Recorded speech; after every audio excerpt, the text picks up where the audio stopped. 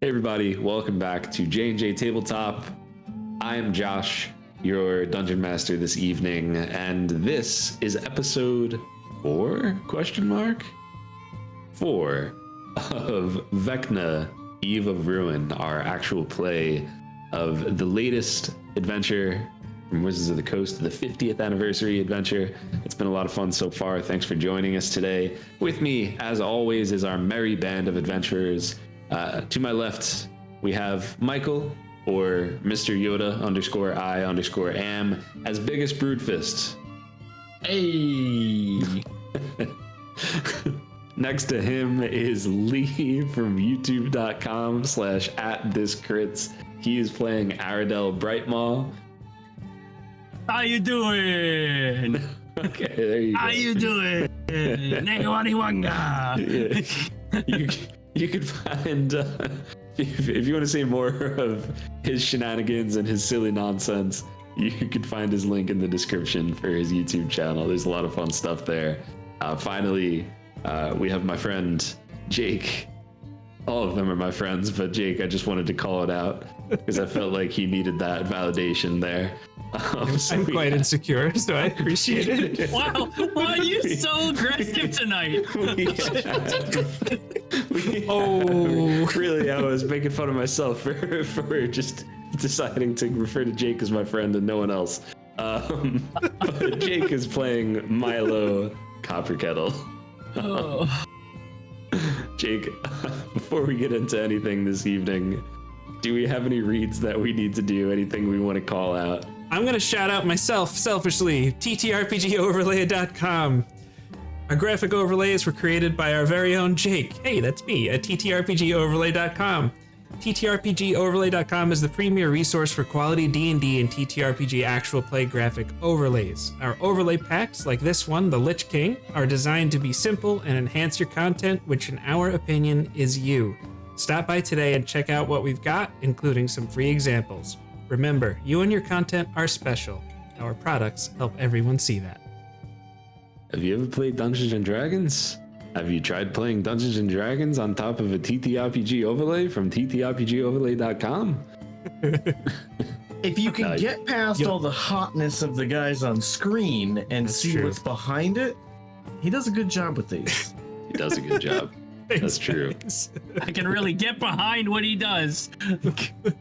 Oh my. Oh no.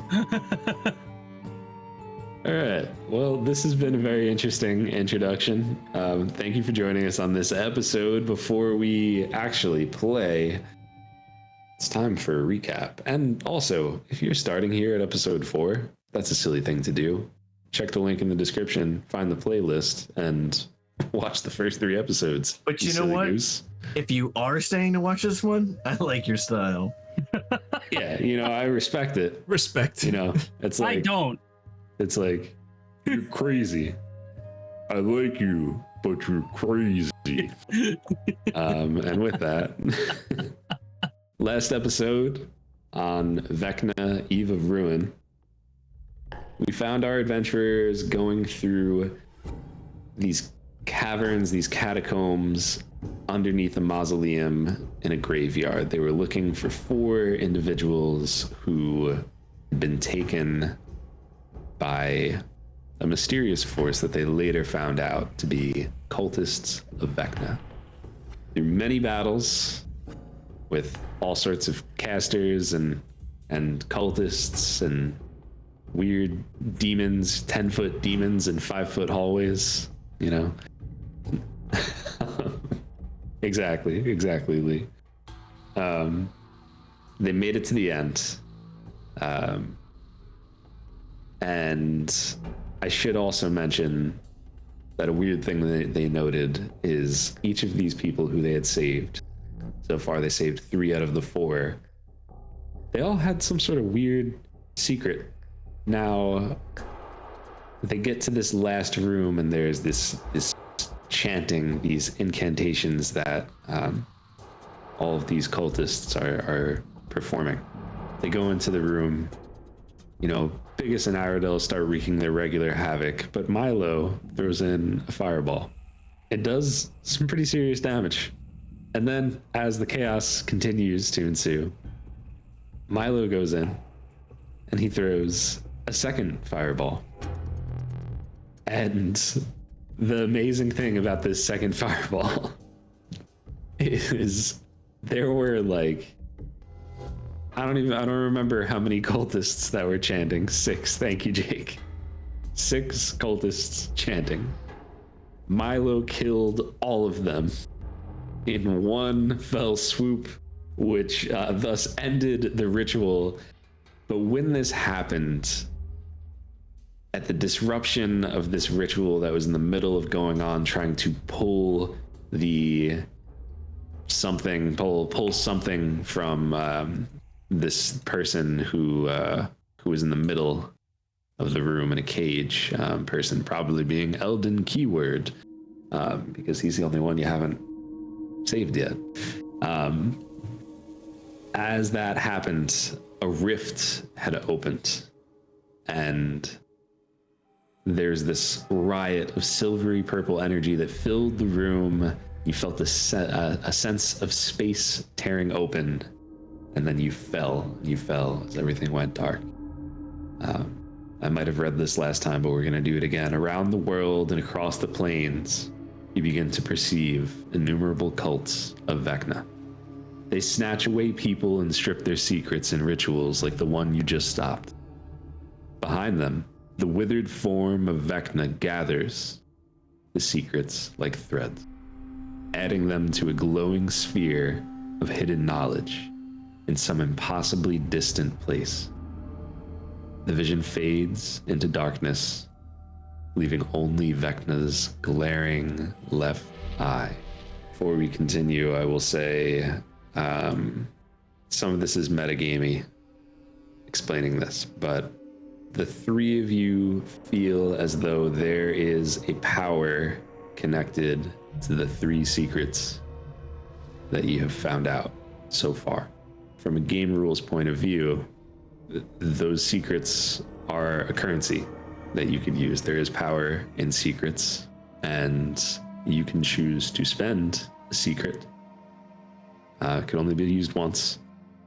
And what that will do is give a luck point to each of you. And it will reset at a long rest, meaning that if you don't use that luck point before you rest, then it's gone. Sound good? So, just so I understand, so if we spend 1 secret, all 3 of us Yes. get us? Okay. And is it just like I want to invoke this secret at any point in time, or is it like in terms of any point in time? Any point in time. Doesn't have to be used in combat. It can be used whenever. Interesting. And you have 3. So, with that being said, after each of you feel this feeling of falling continuously, being thrown around the plains, it's a familiar feeling to Aradel, plane hopping, I have to imagine, right? What is that like for you? What are the thoughts that go through Aradel Brightmaw's head as you are once again thrown into this planar rift? Probably one of frustration more than anything. As far as Aradel is concerned, planar travel isn't necessarily a big, it's not a huge crazy deal to him, because he's obviously gone a couple different places in his time, ending up where he has with Milo and Biggus. But if he knows he's traveling to another sort of plane of existence, or some sort of plane hopping, or whatever you want to call it, probably more frustration, because while it's not necessarily a crazy or unrealistic thing in his mind, it is not exactly something that is easily found with the capabilities of doing so, and him being less of the arcane knowledge, not having knowledge of any of this kind of stuff is kind of a big deal to him. So the fact that he made it to find Milo and Biggus in the first place was kind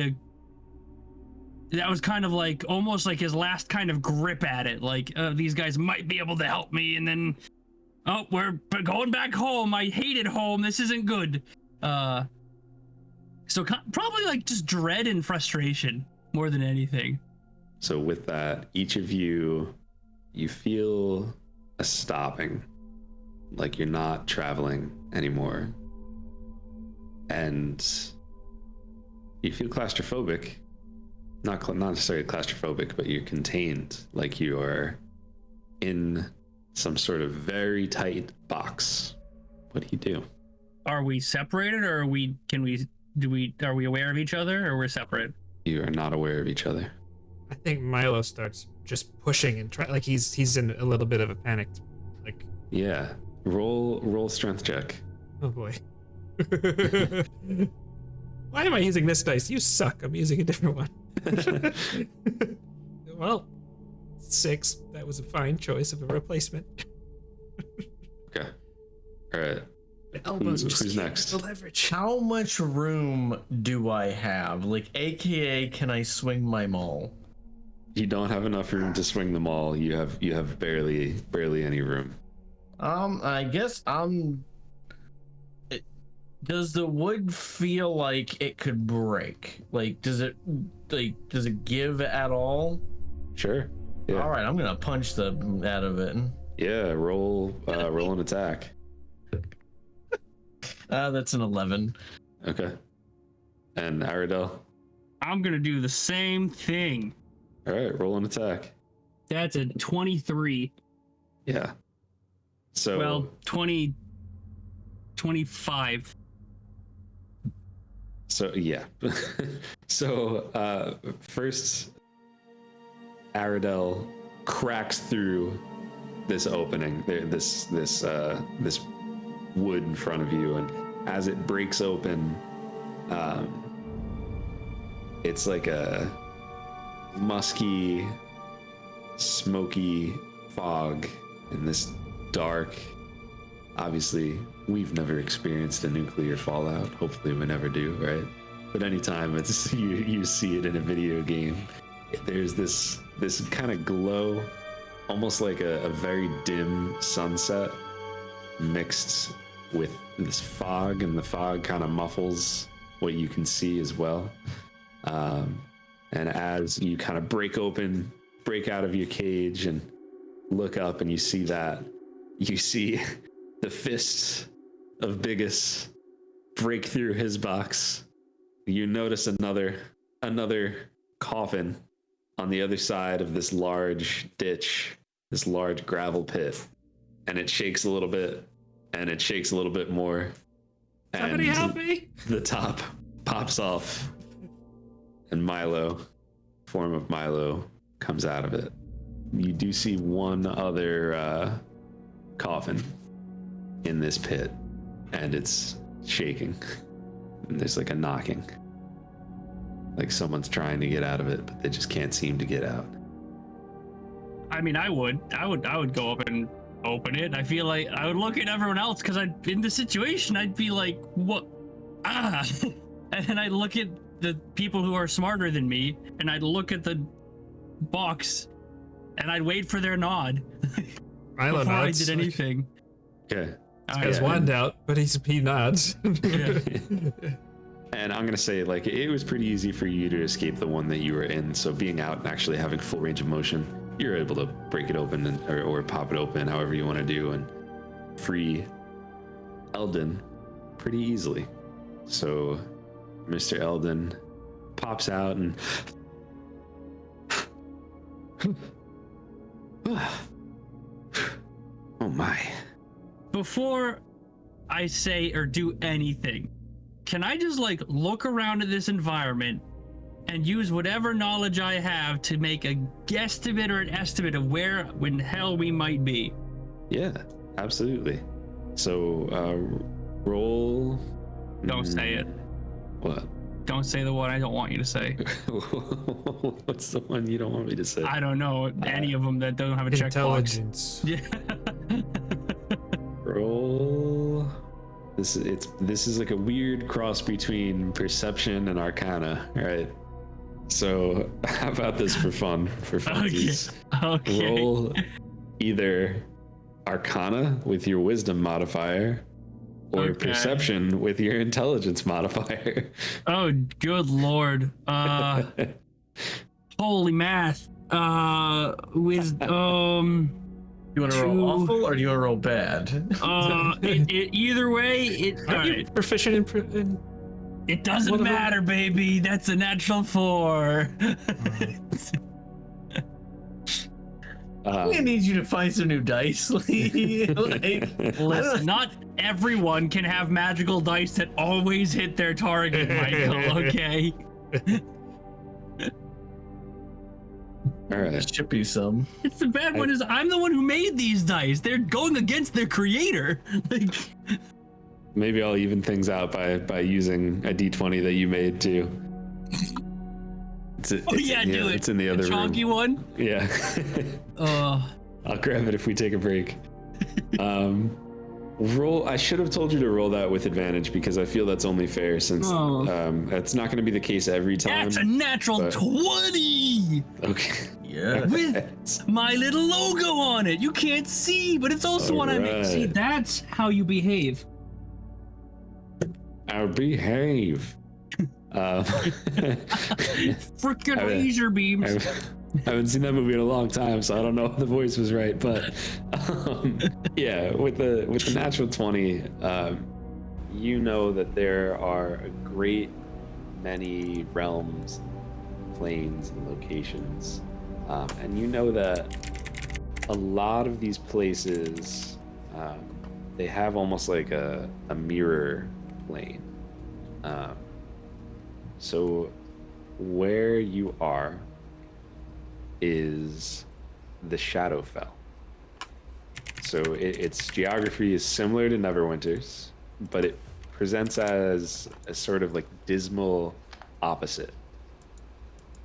This specific place is called Evernight. It's an ash-laden fog that rises from lava flowing through the city in place of Neverwinter River. And it kind of chokes the city in this smoky, like imagine, like a coal town, but worse. That's kind of the air quality here. Or we're all, well, not actually, it's interesting. I know Lee and I felt this last year with the Canada fires. I don't know how much that affected the rest of you, but yeah, okay. But kind of like that. That as someone who experienced it is a very good explanation. Thank you. Yeah. So while Neverwinter is filled with living creatures trying to build a better future, Evernight is populated by undead, primarily vampires and ghouls. They prey on both each other and travelers. Evernight is a crossroads of trade in the Shadowfell. So it is kind of a busy city for what it is. There's numerous markets, including the lively corpse market. There, undead merchants trade in the bodies and the blood of the dead. Sometimes the very recently dead. Lovely. And as Eldon kind of gets his bearings, he just kind of starts saying to himself, "Oh, very bad, but not surprising. I don't know if the cultists planned to send us here, but here we are. Neverwinter has cracks between our world and the Shadowfell. Crevices of dusk, they're called. Planar travelers sometimes slip through. I suppose we are these planar travelers now." And he begins to tell you a lot of what Aradel actually already knows, but he says, we're in a nasty city called Evernight. It's an evil echo of Neverwinter, populated by undead. We arrived... This must be Evernight's graveyard because we just left Neverwinter's graveyard. I don't see any evidence of the crevice we came through. Doesn't surprise me that it's gone. Stable crevices are rarer than spontaneous ones, but we need a stable one to get back to Neverwinter. We shouldn't spend a lot of time traipsing through the undead-infested metropolis, hoping to stumble upon a gateway to Neverwinter. That feels unsafe. Do you know of any stable gateways anywhere nearby? I don't know of any, but perhaps we could ask around inconspicuously. There's a market. I kind of just look at the four of us. I'm not sure we're gonna be able to blend in here, though. Mr. Keyword, are you unhurt? Are you all right? You were. They started to do something, and you seem. He does like an inspection of himself, kind of like looks around, pats himself. Yes, I think I'm quite all right. Yes. Although I do have a bit of a headache. Josh, please correct me if I'm wrong. We saw some of his notes, right? So we know he knows his stuff about planes and things. Right? Yeah. He was an Outer Planes person, I think. Yeah. Right? Yep. He's a highly knowledgeable scholar who specializes in the Outer Planes. You've definitely read. If that's a topic that Milo ever looked into, which I'm sure even just in passing he might have. He probably had to write a paper on it for his. Yeah, exactly. But you've definitely come across his work before, even if you might not have met him in person before. I think Milo just starts. He just instinctively kind of puts his hand in his coat pocket, and he Gus would definitely know he does this when he's nervous. He's fiddling with his pocket watch. He just looks like he's not pacing, but he's just like looking at the ground, looking around. Looks like he's just trying to think. This is his thinking, nervous thinking thing he does. When Josh, I know we haven't really talked about any of this, but how when Aradel came to the material plane, he came from one of the outer planes, right? Did we determine how he came to that through it being like some sort of magic from another person, or through some sort of rift or something like that? Or I guess we didn't really talk about it, but if you came from like the Planescape world, right? There is a city in Planescape with portals all over. I'm gonna say what, Sigil? Yes. Okay. Traveling through Sigil is like it's like Rick and Morty. Yeah, it really is. Right. Well, this is not good. I second the professor's words. Well, there's a market. Often. Go ahead. I was going to say, it's not often I'm the one that sticks out the least. Oh dear. Well, I don't think we have much of a choice. We have to head to the market, right? Yes, there is a market east of Neverwinter Graveyard, which means that there is likely a market east of Evernight's Graveyard. But we should be careful. Right. Before we make any decisions, and this is... Do you know why you were captured by the cultists initially? I don't know. Don't give me that. 3 others knew something. You know something. Oh, that's what you're saying? I say that to him, yeah. Listen to me, and this is going to be like an intimidation check or a persuasion check or whatever.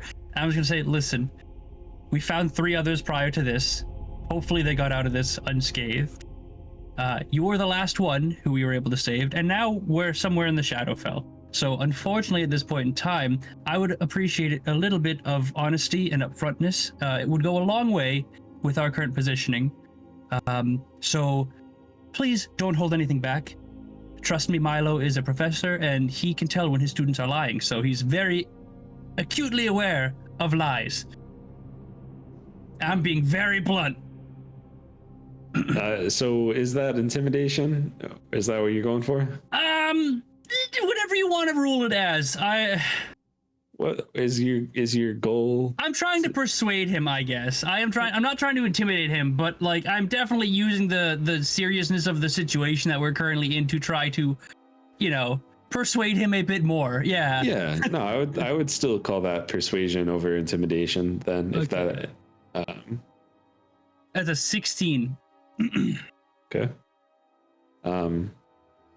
He is like looking at you and like kind of like listening intensely, and he's like taken aback a little bit. And he says to he gets in close to your Aradel, and he says, "Which one's Milo?" I'm gonna point at Biggus. That'll be our little secret, everyone. He walks up to Biggus and says, "You're a professor. Are you with one of the universities?" It worked out. Yes, I am. Well, it's I'm with the NSU. Oh yes, the college. Undergrad. Of course. Well, it's nice to be with learned folk. Forgive me. I am. Well, it seems you already know my name, but I am Eldon Keyword. Your reputation precedes you. Well, thank you. And to answer your question, Mr. You, sir, in the middle.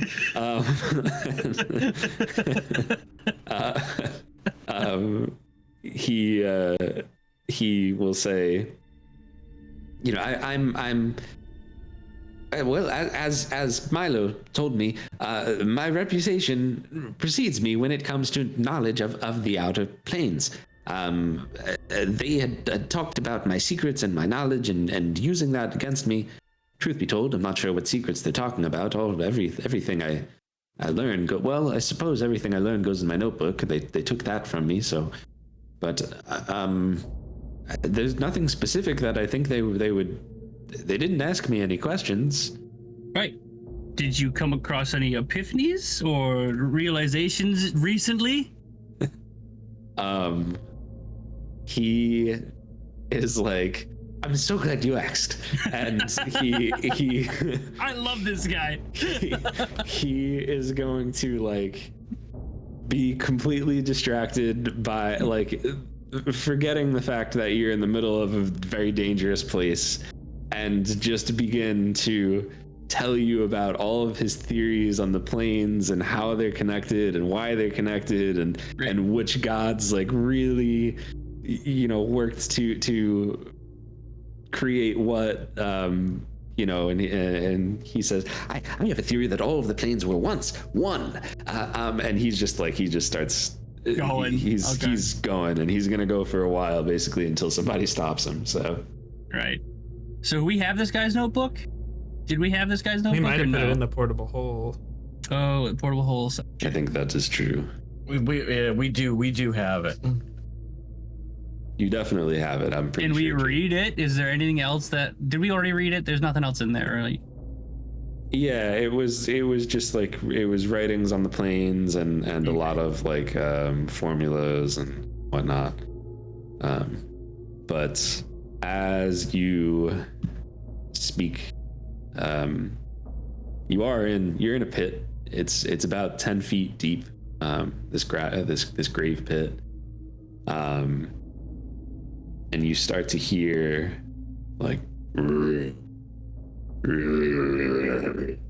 these sounds and sloshy footsteps coming around. Is the pit 10 feet. Was Milo's broom with him in the? Oh yeah. Okay. Yeah. Milo's broom was just outside of the was just sitting outside the coffin. Oh. Milo just hops on it. Aradel, would you like a ride up to the top? Sure. Just flies up with the two of them. All right. Do either of you have dark vision? Nope. I do not. Okay. The only thing I have is blind So sight. wait a second. Can we tell that it's that dark and they're going to be going into a dark spot? I would cast light on my wand and just. It's I not. wouldn't. Yeah, it's not. It's like it's basically especially where you are, it's like dim light out here, you know, and you would absolutely know that. So as you cast light, or whatever you're going, is that what you're casting? You just cast the light on his wand or something, yeah. Or he's about Milo, are you having trouble seeing? Sometimes I forget that not everyone has good as vision. I don't see as well as you. Hold on just a second. I rummage around in my backpack and I pull out some goggles of the night. Heck yeah, let's go. Oh. And I hand them over to Milo. He's got like, not very fashionable, but they'll do. He gladly puts them on. They don't need attunement, do they? They do not. Very nice. And now he has 60 feet of dark vision. Lovely. Thank you. Yeah, and you're riding the broom up. I think so, unless someone tries to stop him. I think he would carry Aradel up on the broom, and he knows Biggus has those winged boots. So, well, he's more than able to carry the other guy. I might just tell him not to put light on, but other than that, I think if he had the goggles on, he wouldn't do it unless told. Actually, yeah. If I carry Eldon, that would just mean that my movement speed would be halved, right? Or how does that work? Yeah, essentially. Okay. Milo could carry him on the broom for more of a combat thing. He just figured Aradel would be more capable in an unknown at first. We can make multiple trips, guys. It's 10 feet. Yeah. We're good. Yeah, we don't gotta think it too hard, I don't think. No, it's only 10 feet. Well, then I can carry. Yeah, we're just getting out of the pit. Yeah. All right. As you rise up out of your grave, you see in the distance, we'll call it 70 feet away. Is it 10? No. 12 ghouls prowling around this area, approaching the grave pit. Let's go away the other direction. Do they seem to see us, or are they aware of us? They're like, growling and sniffing and, just fly over them. Walking. Okay. Yeah, it's fair. Right? Yeah. You can fly if you want to. You can leave Big Gus behind. Oh, he's got winged boots. He's good. Okay. Yeah. You can show me the world. You trust me. Oh my goodness. Oh man. Smoking, choking, and fall out. That's good. That's very good. Yeah, so you are able to fly over them, and you hear like main flesh, and just like all sorts of just silly ghoul talk. But yeah, and are you heading to the east where Aradel knows there to be a certain place and where Eldon suspects that there's a market? Makes perfect sense, I think, right? Sure. Yeah, let's do it. Yeah. Yeah, as you get closer to the city, there are I was gonna make a joke about like cats running around, but it doesn't feel right for the Shadowfell. Oh, zombie cats or something. Oh man. But as you approach the city, it is oddly reminiscent of Neverwinter. But there, instead of that beautiful river that runs through the city, it is a river of lava. And there's just this smog coming up over the city, forming this brown cloud. It is a nasty place. You could taste the air. It's hot, it's sticky. You take a deep breath and feel like you just doesn't feel like you're actually taking a beat. You know, when you're in like really high elevation and like you're trying to breathe and it's like this isn't working as well as it normally does. It's kind of like that. But the walls around Evernight's graveyard are, well, that is not important. Directly to the east, a large market stretches for blocks in every direction.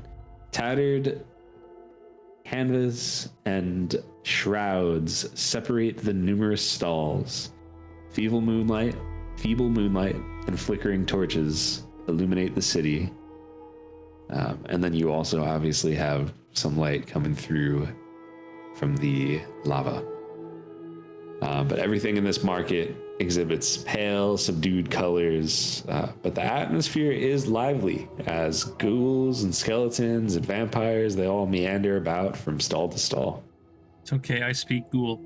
I guess we should land somewhere and try and just land somewhere that's a little secluded or makes sense that we're not going to draw too much attention. But I mean, we stick out like sore thumbs. I don't think it's... We just do our best, I guess, right?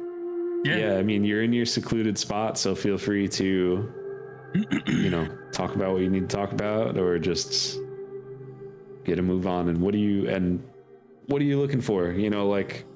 Feel free to talk about this in or out of character. What's I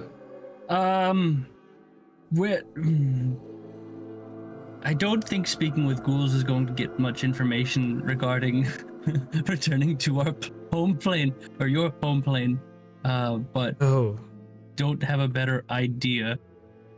I wonder if they have an NSU. Lord Evernight? Maybe there'd be some. Knowing them, it'd probably be USN. How bizarre. That was such a small joke. No one would understand if you knew specifically what you were mentioning. Oh man, go back and watch episode 1, 2, or 3. I don't remember which. Yep.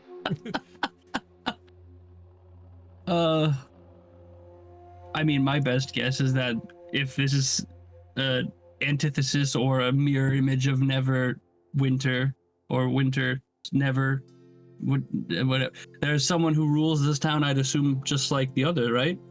Or at least there's some semblance of society here, regardless of its denizens.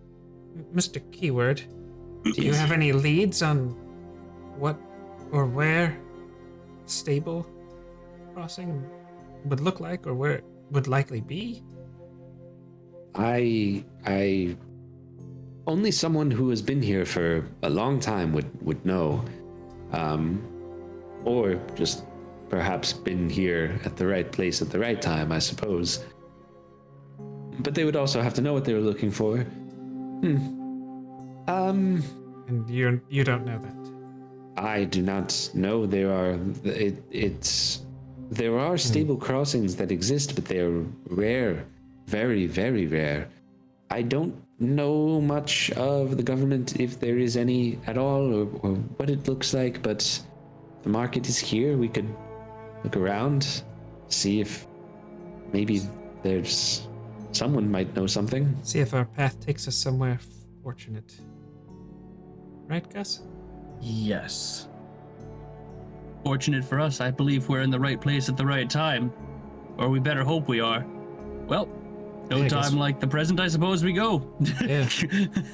Yeah. I would start walking around the market. One of the first things that I would do is try to listen to the people that are there.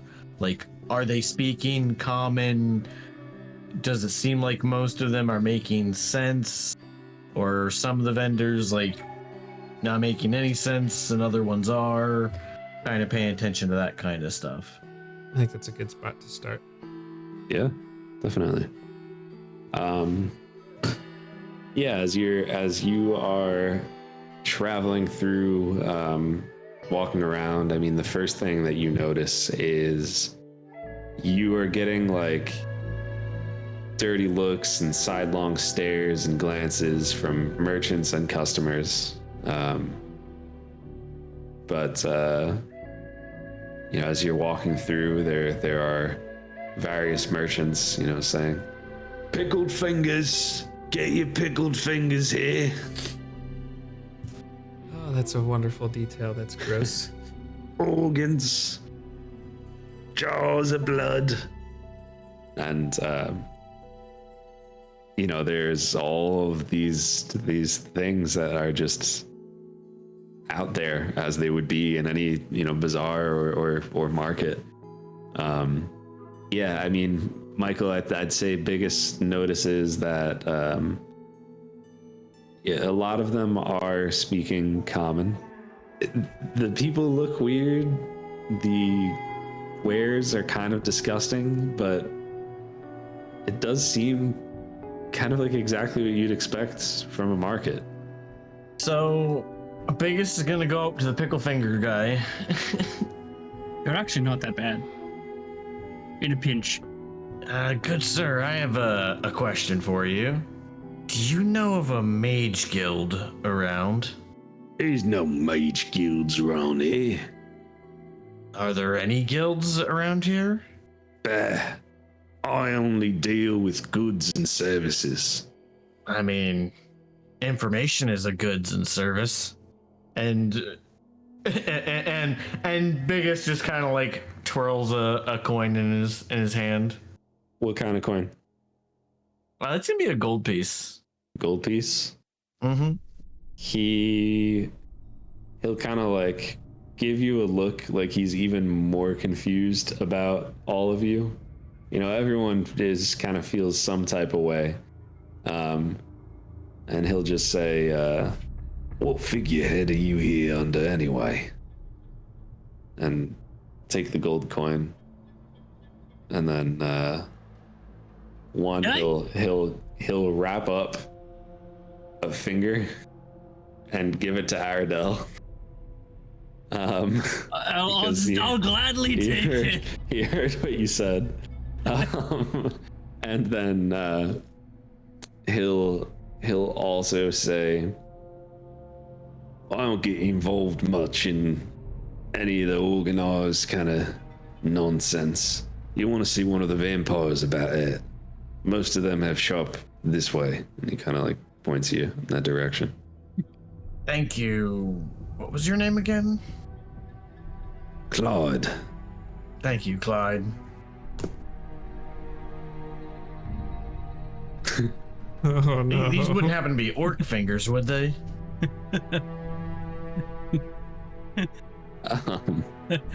As he asks the question, I'll finally go for the fight of it.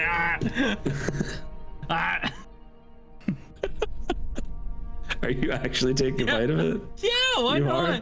Yeah. Make a Constitution save. Yes. That is a 22. Wow. Now you roll well. Where it counts. He's a fighter. That's a good. You're good at con. Oh my goodness. Yeah, with the the DC was 20, by the way. With the 22, it's a little kind of gross, the idea of it, and just bringing yourself to do it, but you bite it and there's a loud crunch as you realize there is still a bone in there. Mm-hmm. I mean, just a pickled finger. You'd expect the bone to be in there. But the initial crunch is met by kind of like a slosh, as this is kind of decayed, so there is still a bone in there, but it's like the shell of the bone is still crunchy, but the inside is all like nasty marrow that's been soaked in this brine. And not bad. That you gotta get through it. You need to get through it. You get through the first bite, it's fine. And it's true. You got through the first bite, and you're like, I could understand it. I see the appeal. I had to do. It had to make do when I was trying to get to your plane. And you have a little bit of wet fingernail stuck in your tooth. Mm. like a Yep, popcorn kernel. Like it's just. Yep, that is. Oh, that's. Is that a claw? Is that a dragonborn finger? It was a dragonborn finger. I'm not going to bother asking how you knew that. And Just a guess. Eldon is gonna take a few steps away and vomit violently. Just sit there, like, Violently. with you, you're like, for someone who has such knowledge of the outer planes, something like this makes you sick. A lot of things are good in theory. You want some? Easy. No, thank you. Yeah, I wouldn't want it either. Always a difference between the classroom and in the field. I'll save it for later when we might get hungry. As you begin to kind of walk around and explore a little bit more of this market, this older looking female kind of just pops up behind you. Hello, I am Sangora, proprietor of Sangora's Sanguinaires. You're not likely interested in a cup of warm blood, but perhaps you need something else, something more ephemeral, like directions or knowledge. I've have been a in finger. this city a long, long time. Come this way, and she like kind of like tries to motion for you to come over to her tent. Biggus is just gonna like start following her and kind of like look at the group and just be like, like, come on, guys. I'm gonna insight that. Milo I'm will follow. inciting He it. doesn't know what else to do. Yeah, roll into it. I don't know either, but man, that does not look like a friendly person. 15? Yeah, with the 15, you feel like, I mean, obviously this is her tent. She is the proprietor. She definitely seems old.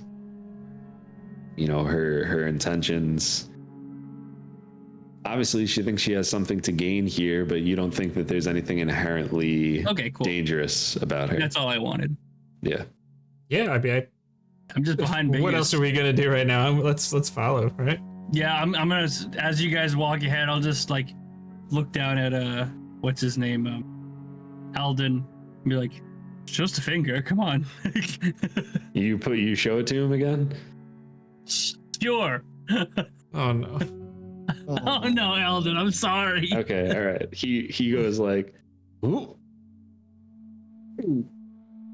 and just kind of like, swallows and is just like, oh, this is a wretched place. Let's hope we're not here for long.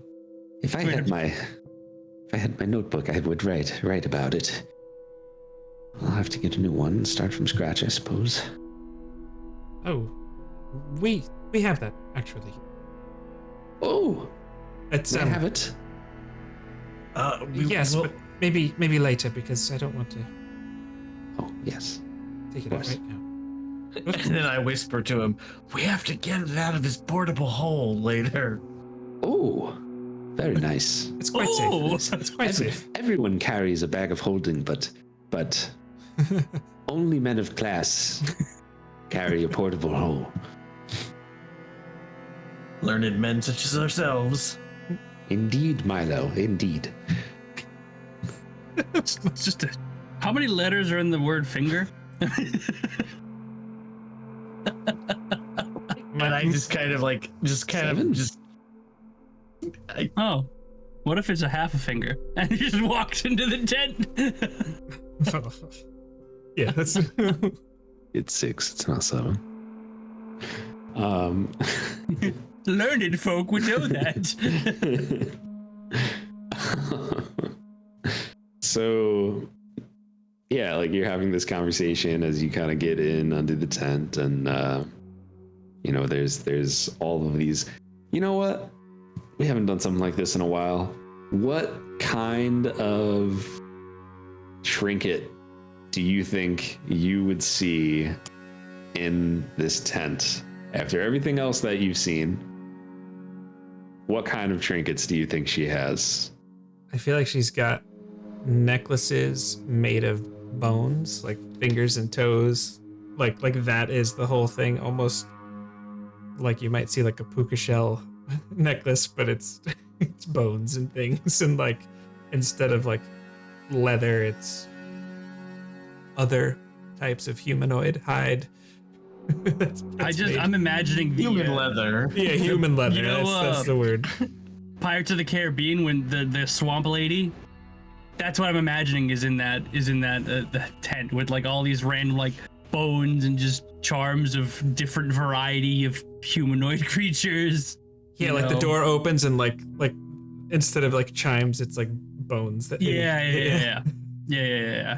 It's got like a water fountain, but it's like a blood fountain, just like or like one of those like incense diffusers, but it's just like oh god, essential blood oils. Yeah.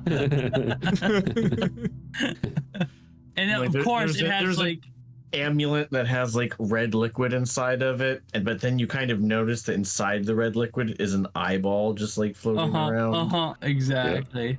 Yeah. That's lovely. Everybody take a point of inspiration for all that. Thank you.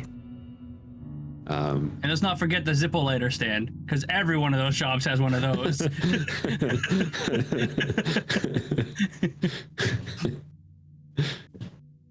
You notice as you walk into that on the like hanging up, there's a tabaxi pelt rug in there too.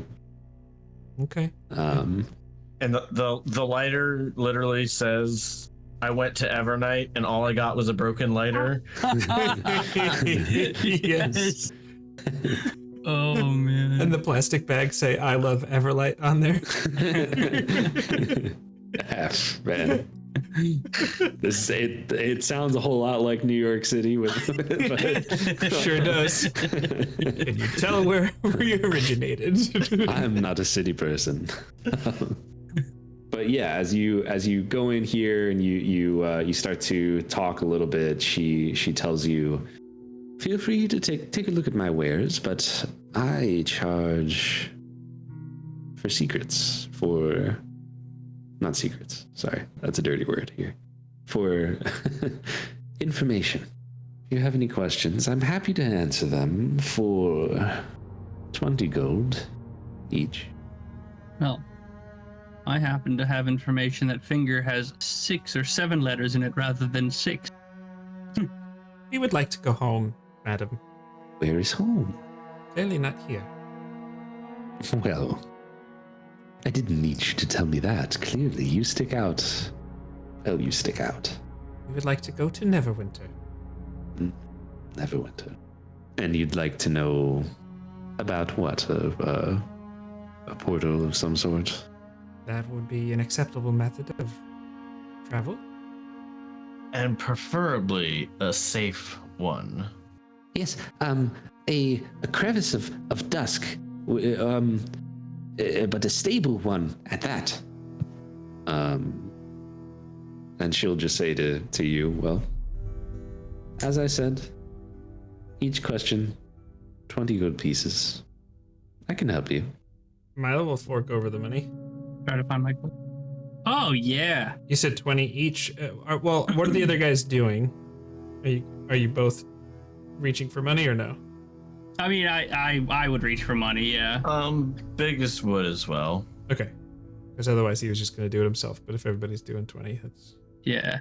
Eldon, steps in front like he's going to cover the tab and then reaches into his pocket and pulls out, lint. And he's I was prisoner recently, wasn't I?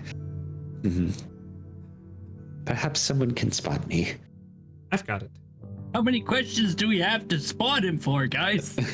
Well, do you know? So it's get there. So it's 80 gold for one question. It's 20 gold for one question. Oh, all right. So Milo will do the first one. And what is your first question?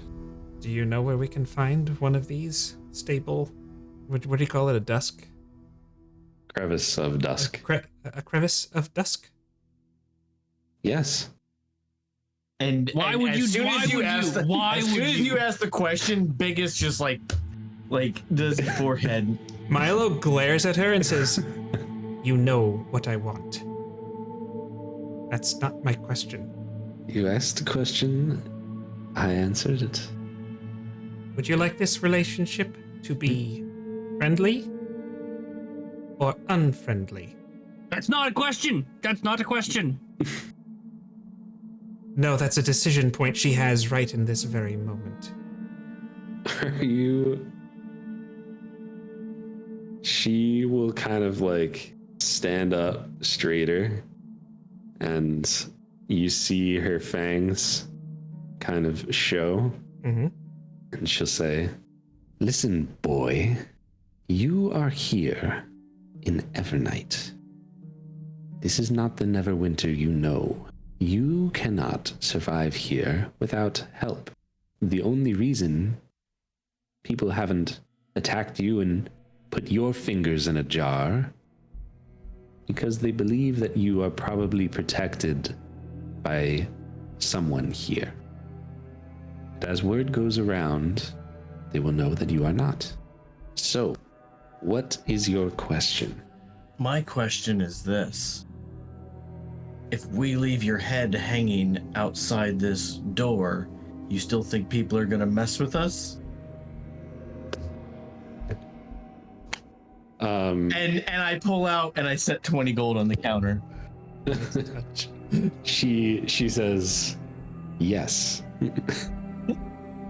Where is this aggression coming from, guys? Where the hell? Madam, you have not answered my question. Do not try and make this difficult. You asked me a simple yes or no question, and I gave you an answer. I want to know the location of one. Not, I'm not giving you another 20 gold for it until you give me the answer that I clearly was looking for. And he's standing all 3'3" of him.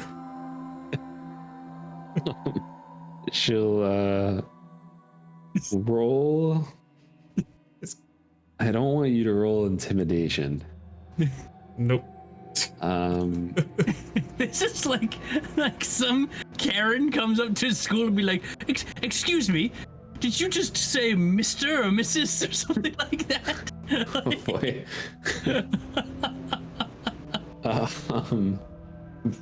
Roll. Just give me a d20 roll. Okay, is this inspiration eligible? I guess I don't know if it's worth your inspiration. I'll just say I got a that 12. there, but you got a 12? Yeah. So she will she will kind of like look at you, look to Biggus, just kind of like glance around. She'll take a look at Aradel as well, as he's like kind of waving his finger, half-eaten finger. And she will just say, "You're very cute when you try to look tough like that. Tell you what, the question that this one asked was, I assume it was a joke. So for your combined 40 gold, I do know the location of a stable crevice of dusk. It's in a tomb of one of Evernight's former living families. There weren't many of them. The Dolendars. The Dolendar tomb is in Evernight's graveyard. That will give you directions to this tomb. Is that where we just came from? You came from the graveyard. Great. Well, I have a question. Mm-hmm. And I'll hold 20 gold up, and I'll just hold it in my hand and be like, "You say that we need protection, or we need to be under the protection of someone to not be messed with by denizens of this area. Who would we need to speak to about that? And who could we potentially just lie about it to?" So if we just say, "Yeah, we're under the protection of Gus, the Lord of Fingers," when people ask, because we were coming here and someone mentioned who are you a part of, or who? I don't remember what the verbiage was, but it was insinuated that we were a part of a group. What's a good group to be a part of? She'll like slide your gold back to you and just say, believe it or not, I do my best to stay out of politics. There are various vampire lords and liches and whatnot down here. And to seek an audience with them would be foolhardy at minimum, if not outright suicidal. Right, so if someone asks us who we're with, can we just, we're with Steve from accounting, or just give me, I just need a name to just to have. Just to buy us time to confuse them enough to leave. While I would highly advise just making your way out, if you need some sort of name, say you're with Agamor, though none of you look the sort. Why is that? You're too living. Great. Thank you. Do you have a trash can? Not for that like finger, some? I don't. Oh, okay. Absolutely not.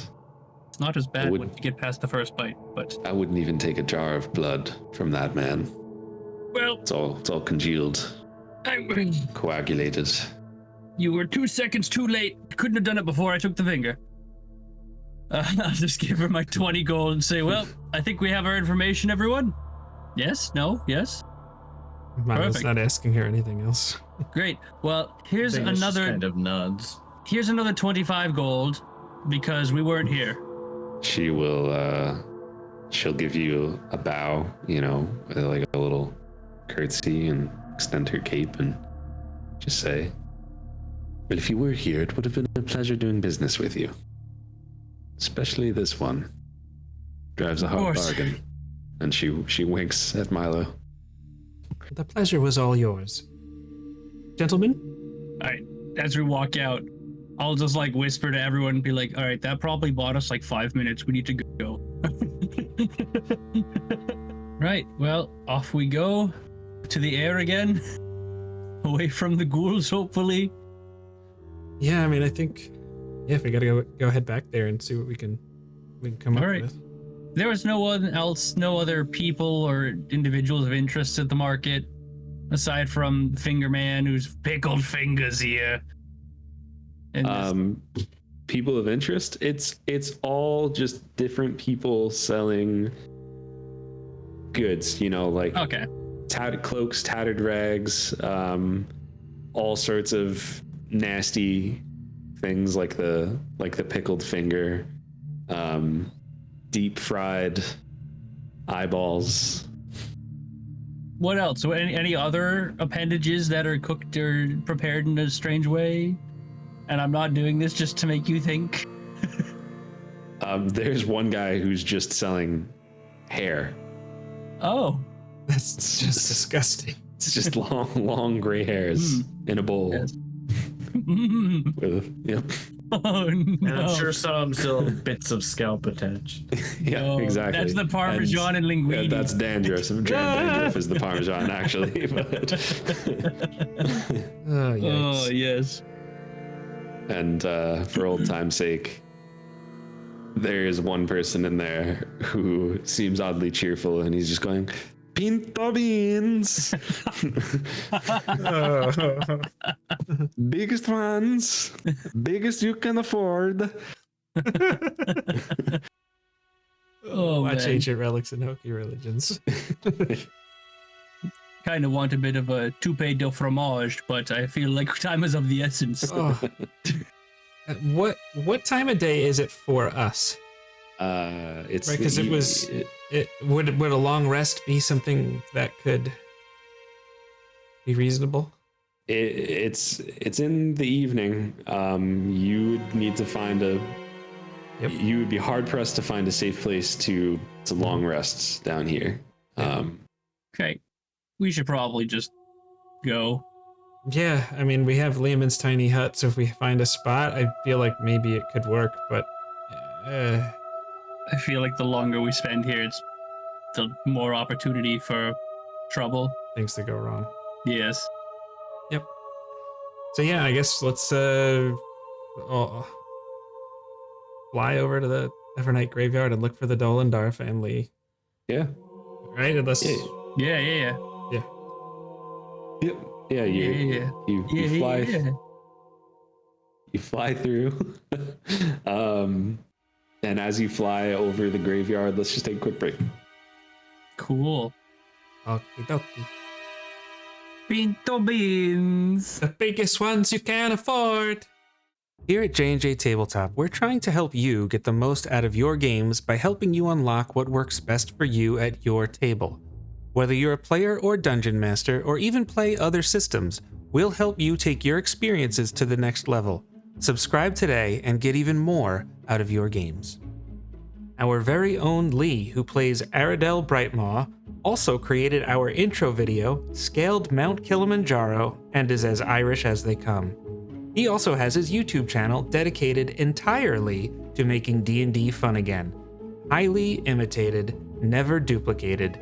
You will laugh, learn, and enjoy his content, so head to youtube.com/@thiscrits and subscribe today. Our character art was created by Kaya from FablewoodGoods.com. Fablewood Goods is an immersive fantasy business for authors, books, and brands. Explore the Fablewoods' unique lore through seasonal shop updates filled with enchanted forests, dragons, and fae, or bring the magic to life with custom merch and illustration for your own worlds and whimsies. Our graphic overlays were created by our very own Jake at TTRPGoverlay.com.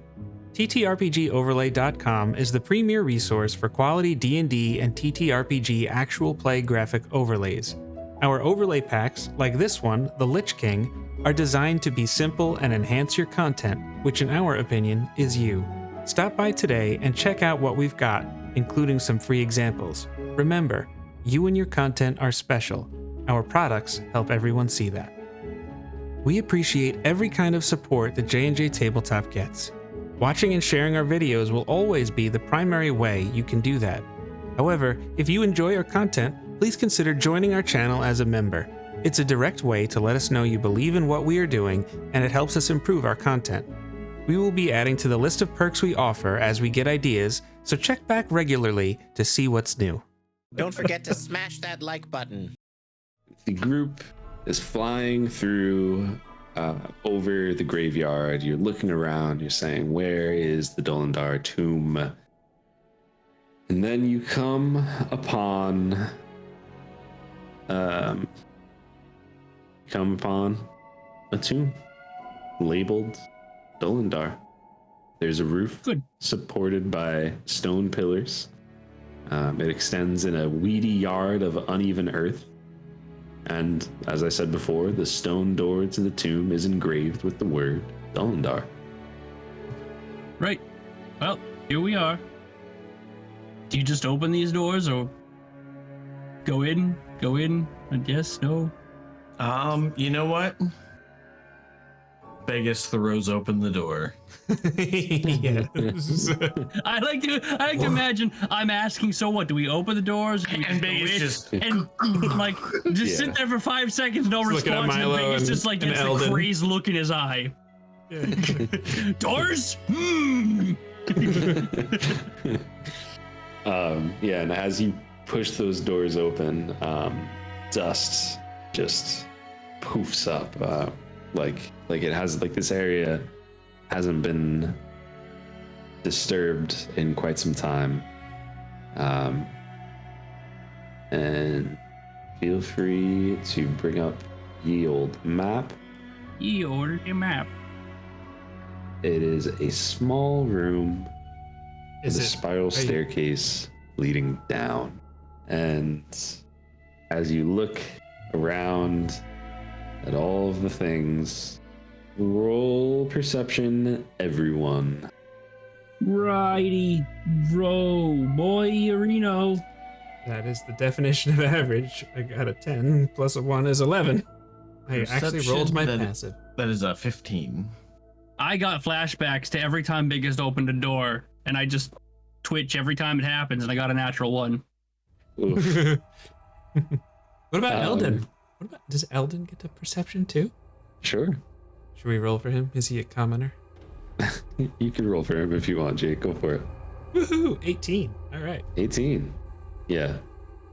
Priest. I take another bite of the finger. He has disadvantage now.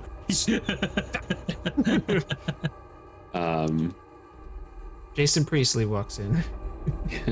Eldon, the door opens and everyone's kind of focused on what threat might lie ahead, especially after you've had a lot of bad experience with opening doors. I feel like, there's the demons in the one room, In there graveyard. were the wraiths in the other room. Yeah. There was the poorly ventilated bathroom the one time. It's just rooms have bad things in them. It's true. They really it's do. so true. They really do. Rooms do have bad things in them. Imagine that. Doors lead but- to new adventures. That's why Biggus just greets it with open arms. Amen. Love that. So Push him down the stairs for that. as you open this door and you look through, you see it's an empty small room with a spiral staircase, and Eldon says, "I think we have company behind us." Good. And Oh, that just came out. Sorry.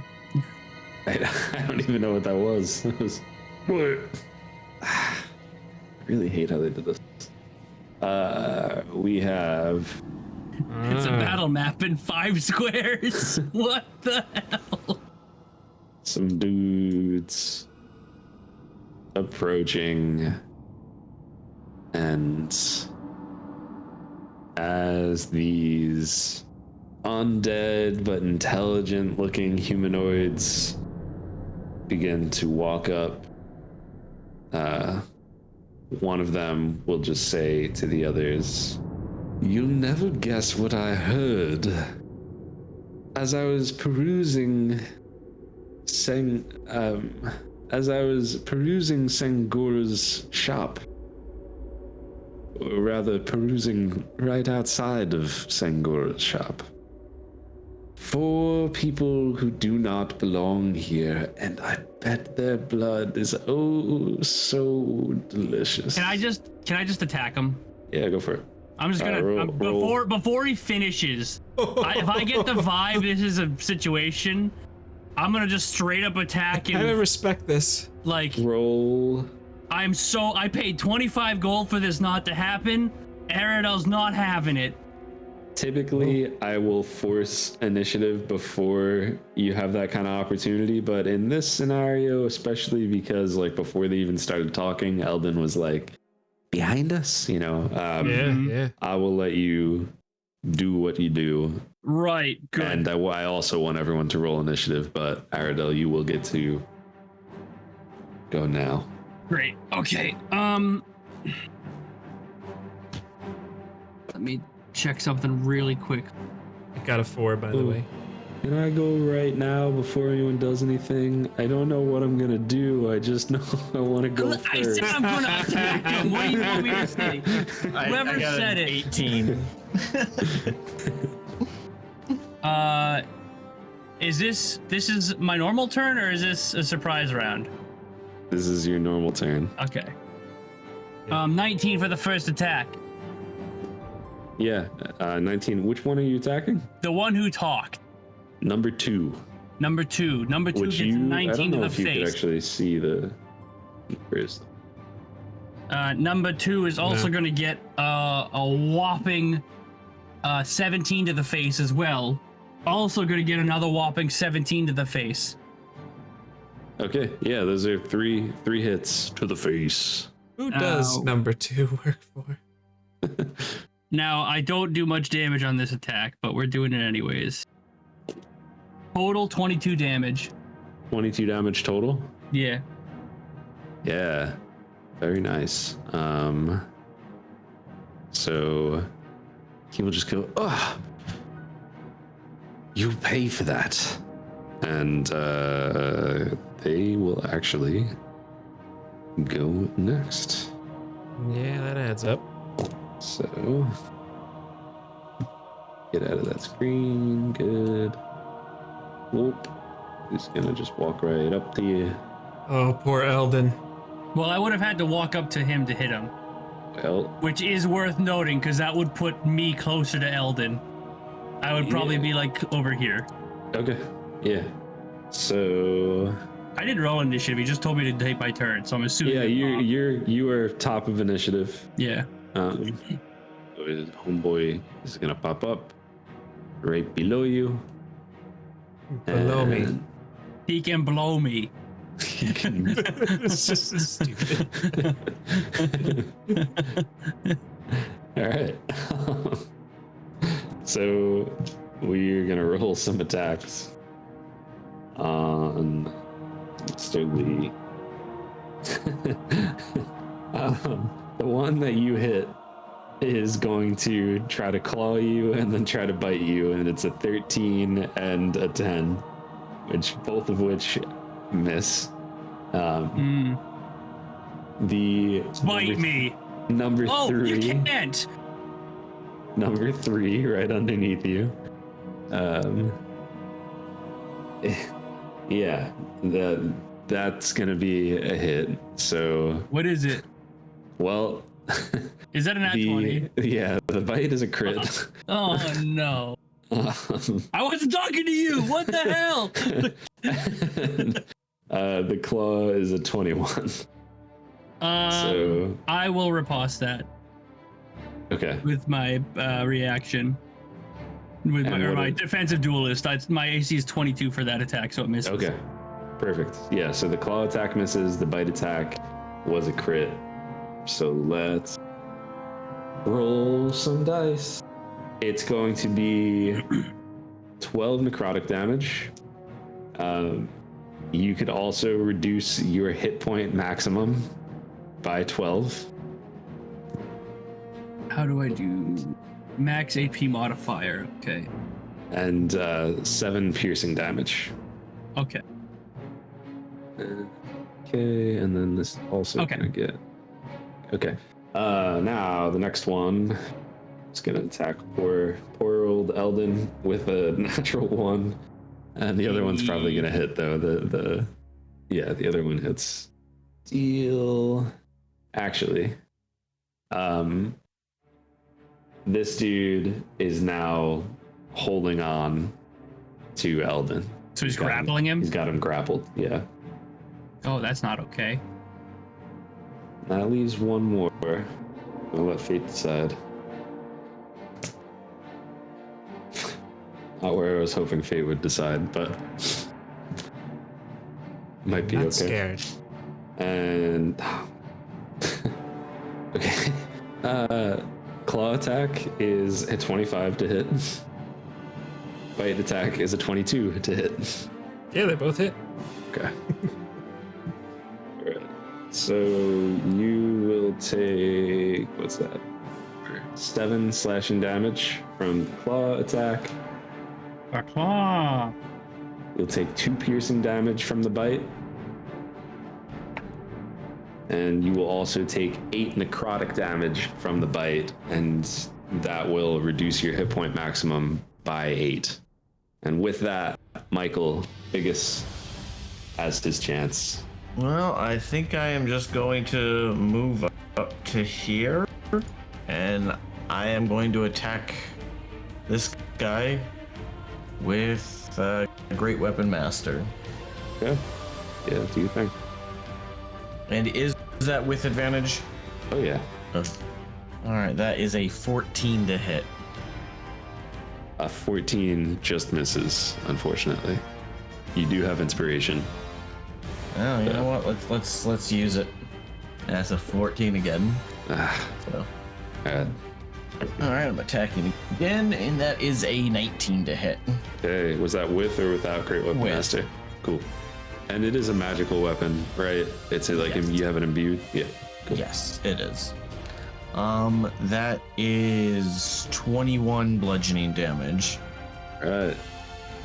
Yeah, good hit. And I am going to use my bonus action to attack with Gustling on the same guy. Very nice. And that is a 16 to hit. 16 hits. And that is 8 force damage. Okay. Very nice. And that will end my turn. All right. That brings us to Milo. All right, I don't know how to add tokens to this if you can or not, but Milo is going to cast Bigby's hand. You need a large-sized hand, or whatever it is you're gonna find. Hey, look at that! That works quite well, doesn't it?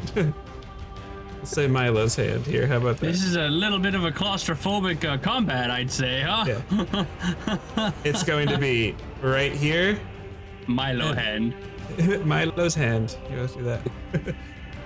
One hand is worth 2 and that, whatever. So that was his action. 2 And 2 inches? So don't steal that again. he's gonna use clenched fist, and he's just gonna make a spell attack against the guy that's going after him. Do it with advantage because Milo's flanking him. I think so. Right? Yeah. Is that how that I guess. works? I guess. I think so. Is the hand an object or a creature? An object, so no.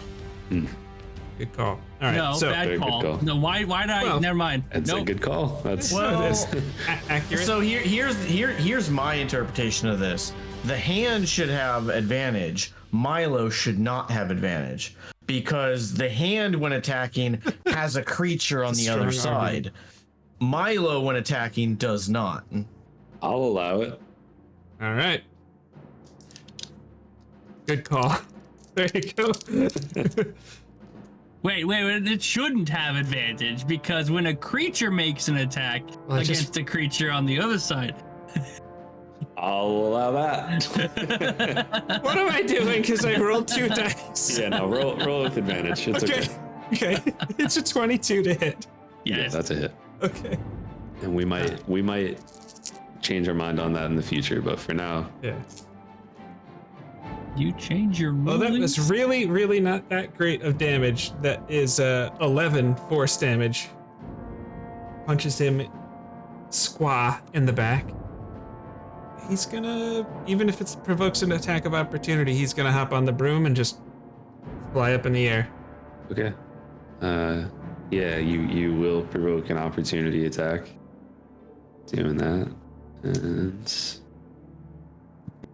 I think that's a miss. That's a 13. 13 is a miss. So he's just gonna be 20 feet in the air if there's enough room to do that. Yeah. This is out. You're out in the open right We're now, outside, so there's right? Yeah. there's definitely enough room to do that. In theory, we could pretend that there's more squares outside of this, too. You know, so if you feel like for whatever reason any of your characters would move off the board, we can work with that. Yeah. He's just gonna float in this direction, and then he's gonna be done with his turn. Okay. Eldon gets to go. Mr. Eldon Ring. Not actually, but Yeah, if we'd held a ring on our side, we would not be scared of this combat. you guys are scared of this combat? No. But George R. Martin, maybe. He's grappled. He can still cast. There's an opportunity attack when he cast? No, that would be if they had. No, he just Or can't. cast. Caster would do Yeah, that. so he could just cast. He can Oh, try to basically. escape the grapple, but aside from that, He could. His speed is 0. I think he's aware of his strength limitations, that's fair. but Well, what about Dex? Dex is good too.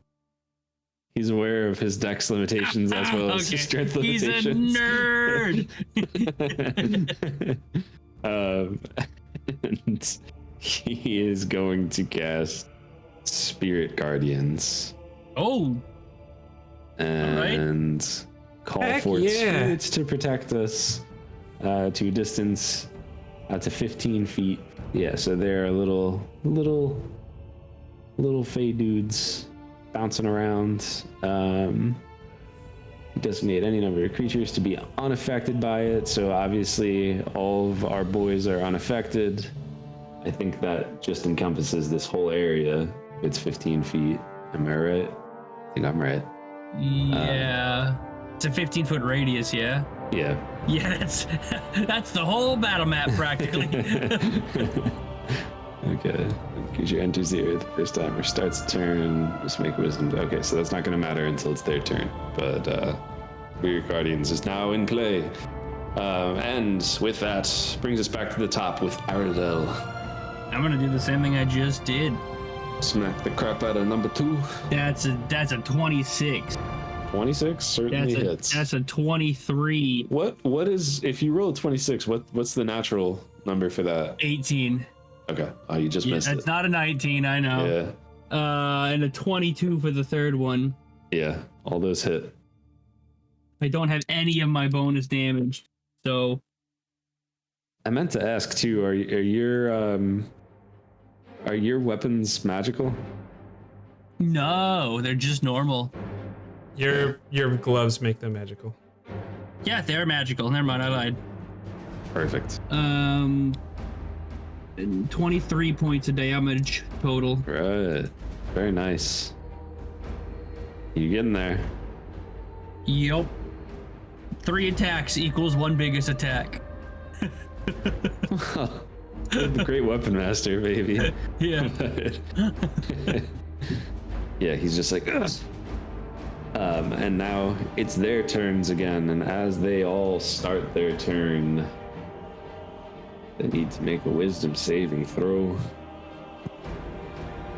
All looking pretty bad. So, okay, one of them. So, as far as natural rolls, only one of them is over a 10. Oof. But the one that's over a 10 is a 17, so that's that by itself should be fine. Wisdom, yeah, okay. Oh. So they're all except for one of them going to take 15 radiant damage. Man, I sure feel like radiant damage should do double damage to vampires, but it doesn't. Yeah. Because the Even mechanic is flawed. It'd be too powerful if Yeah. Yeah. it's a game design flaw. That's a flaw, not a feature. So with that, now they will take their turns. Number 4, taking a shot at Biggus. That is a 12 and an 8. Both of those are misses. Number 3, taking a shot at Biggus. That is a 16 for the claw.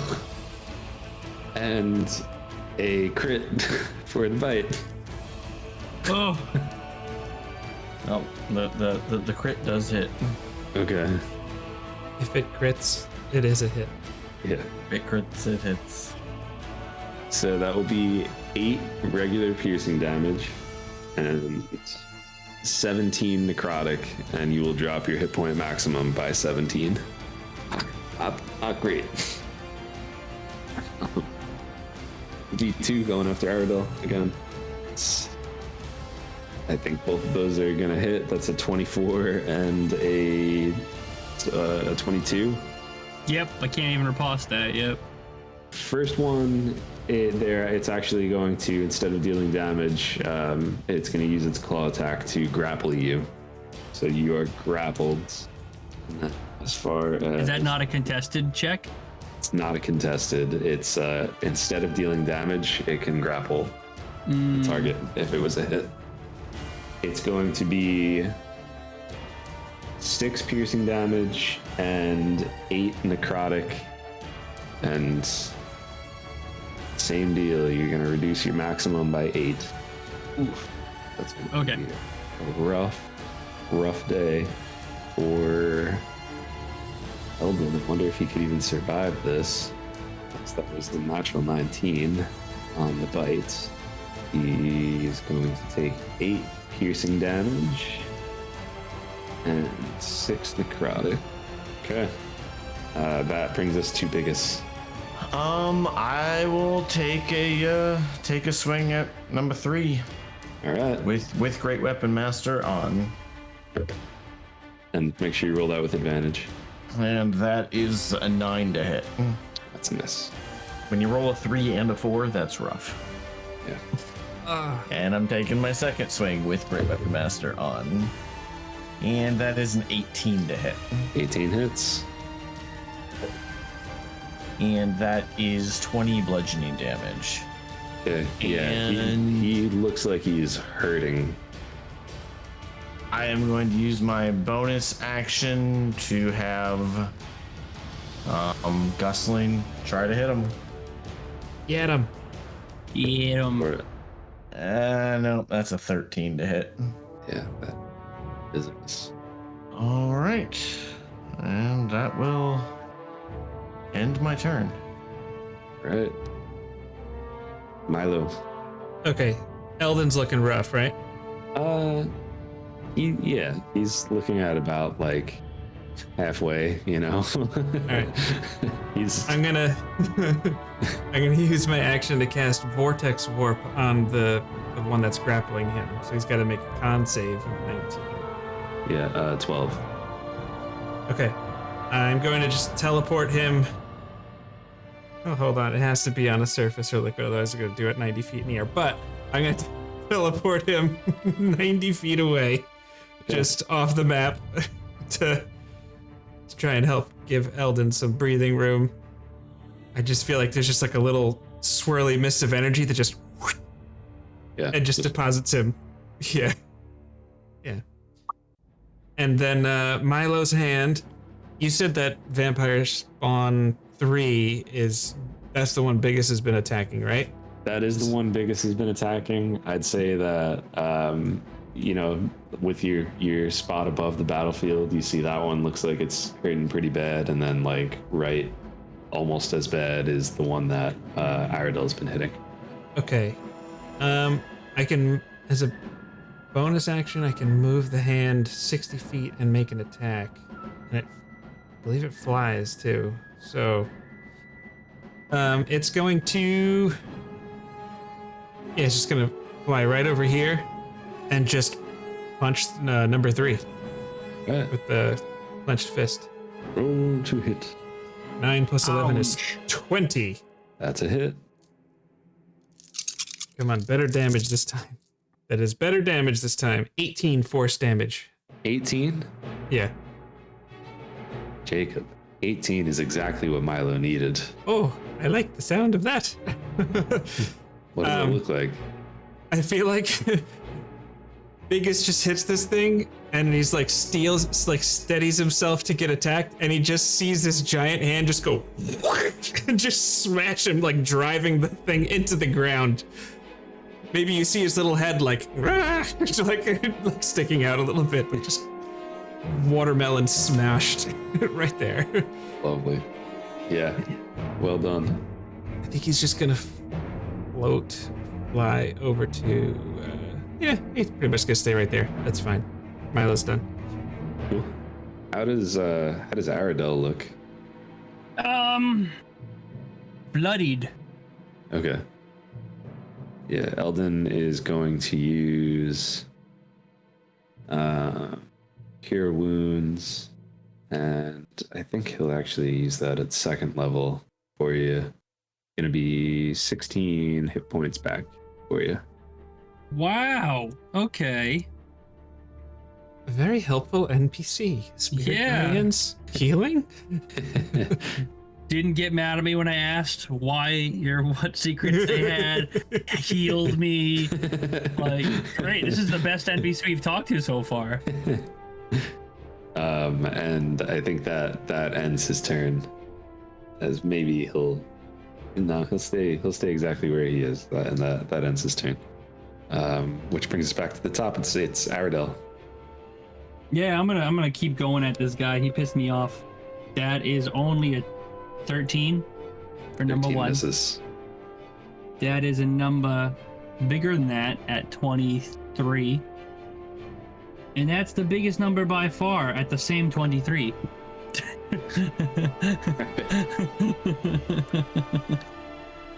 That's gonna be a whopping 8 damage. 8 damage for both attacks. It was 12 damage. It's 12 damage. Nice. Yeah. Yeah, he's like, oh, and he's barely up. That does bring us to their turn.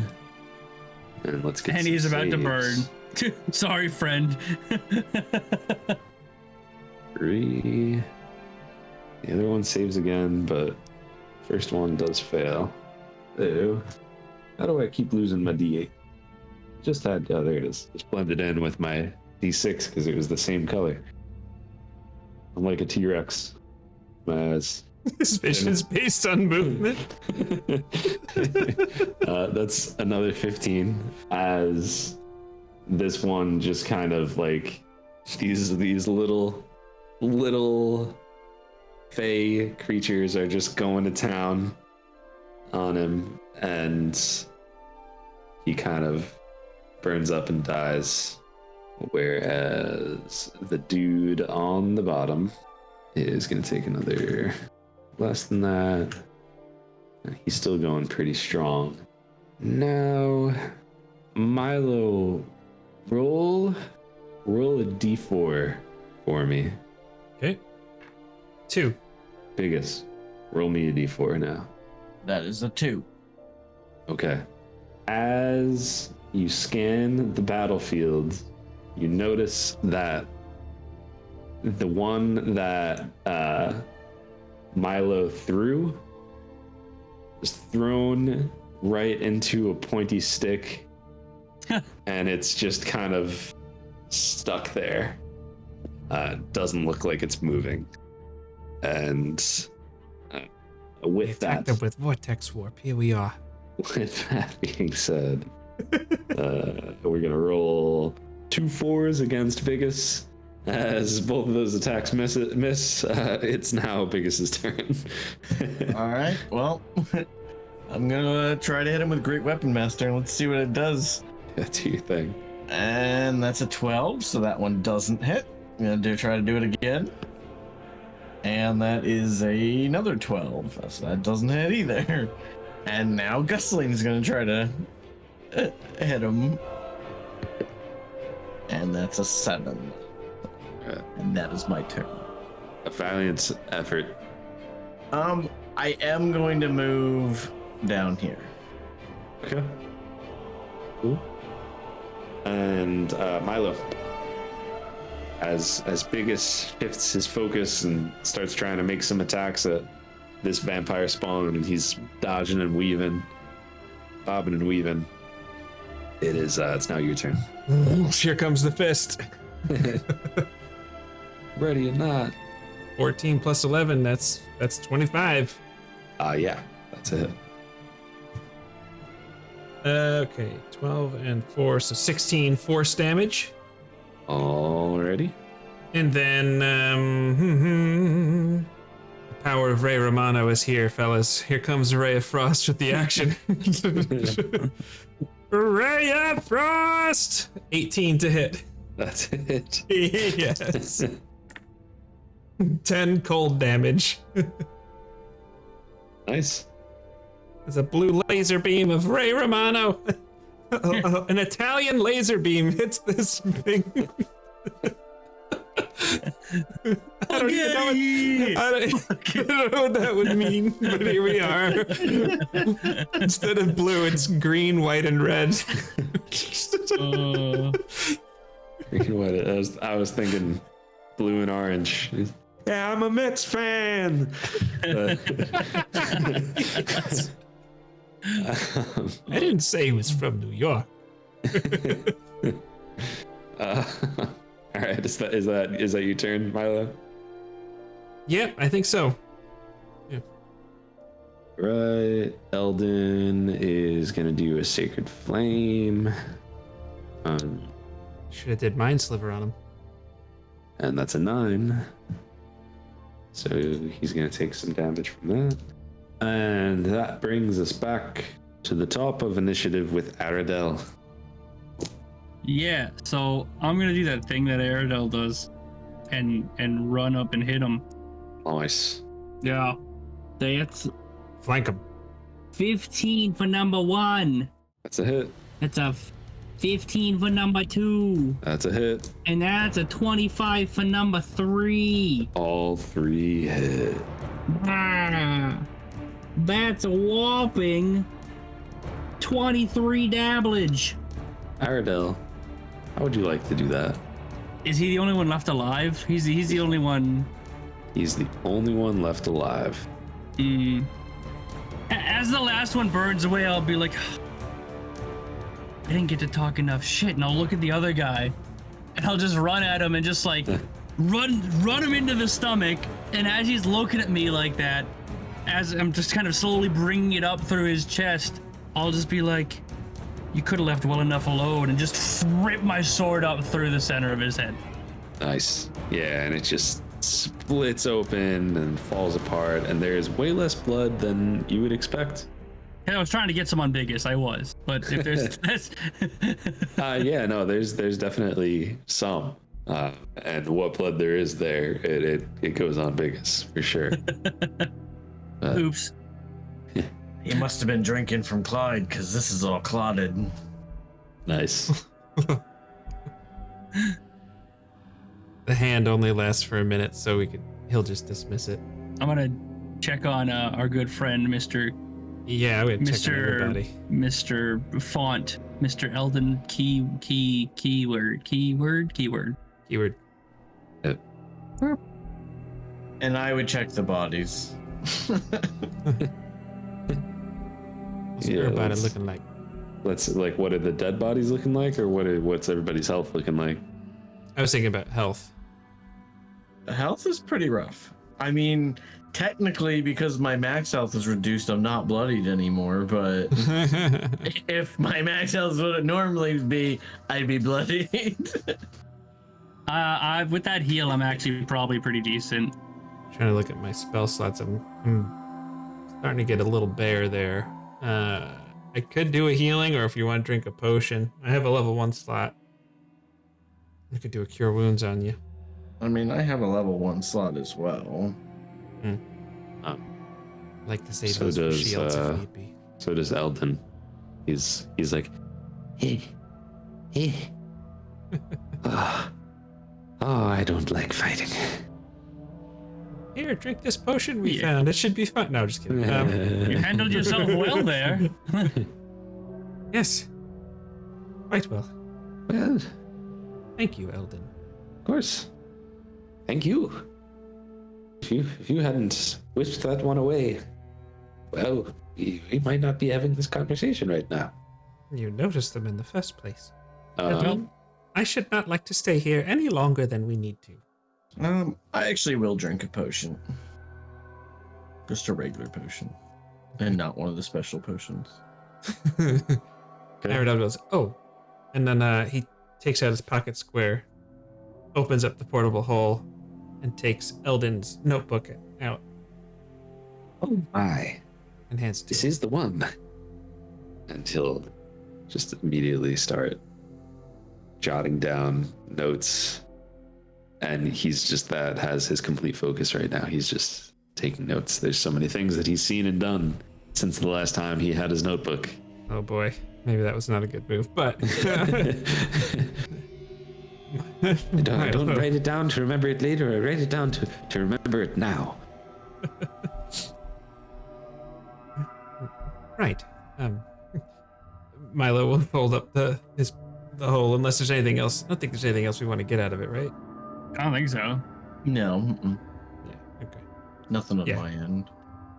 Yeah. So he'll just fold it up and he's ready to press onward unless Biggus said he searched the bodies. Did we resolve that? Biggus did and found 39 gold pieces and 17 silver pieces. Nice. And you boys are continuing down The stairs. I say, but you can move your own everybody token. roll another perception too, by the way. Oh. Perception, you say? Yeah. I happen to be a That's very decent. perceptive 15 again. person. Oh, I got 17. And by a very perceptive person, I mean a 13 level of perception. And like these what did goggles. Biggus get? 15. I like these 15. goggles. Biggus and Milo, I think, both notice that it's very clean outside, like at that top section, like almost like someone is like sweeping the dirt and dusting. And as you go down this spiral staircase into the catacomb proper, there are upright slabs set into the walls of this large burial chamber. Each slab is carved with a faded likeness of a different robed human above indecipherable writing. One of these slabs is blank, with a piece of paper stuck to it. Good. And the other thing you notice in this long room is that there is a ghostly creature going around with a like feather duster, just cleaning things up. Tidy in life, tidy in death. I appreciate your dedication to your craft. It is my job to be tidy. You do a very good job. You did not come here to make a mess, did you? We came here to hopefully find a way home. But this is but a grave. I don't know what you would find here. I am Numi. Numi? Numi. Numi? That is the best name. Yes. Numi, my name is Milo, and do you know what a crevice of dust is? I don't know anything about a crevice of dusk. There is a room on the other side that I am not able to clean myself. Can't get into the room. There is a puzzle blocking it, some sort of buttons or something. Though it wasn't part of my contract to clean that room. I was only meant to clean everything else. You signed a contract? That's why I was just thinking the same thing. Like a ghost just signed a freaking work agreement or something. Oh yes. Very much darker than that. The Dolendars were a lonely fairy family. There weren't many of them, but they did pay well. In fact, they paid me several lifetimes of wages up front to keep this tomb clean. What's a lifetime when you're dead? And I will say that Biggus asks that in a very academic way, like not like making fun of, but like actually inquisitive, like trying to like wrap his mind around it.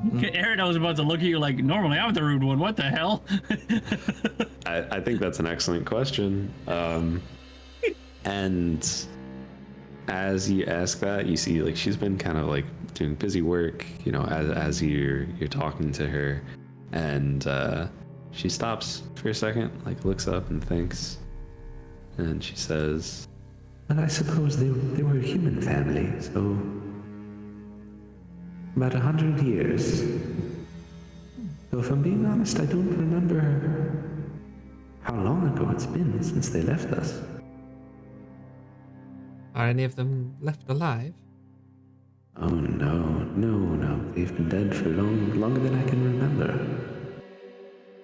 You said this earlier, I'm sorry, but he just glances at some of the slates, like are there any dates or anything like that, or any indication of timekeeping?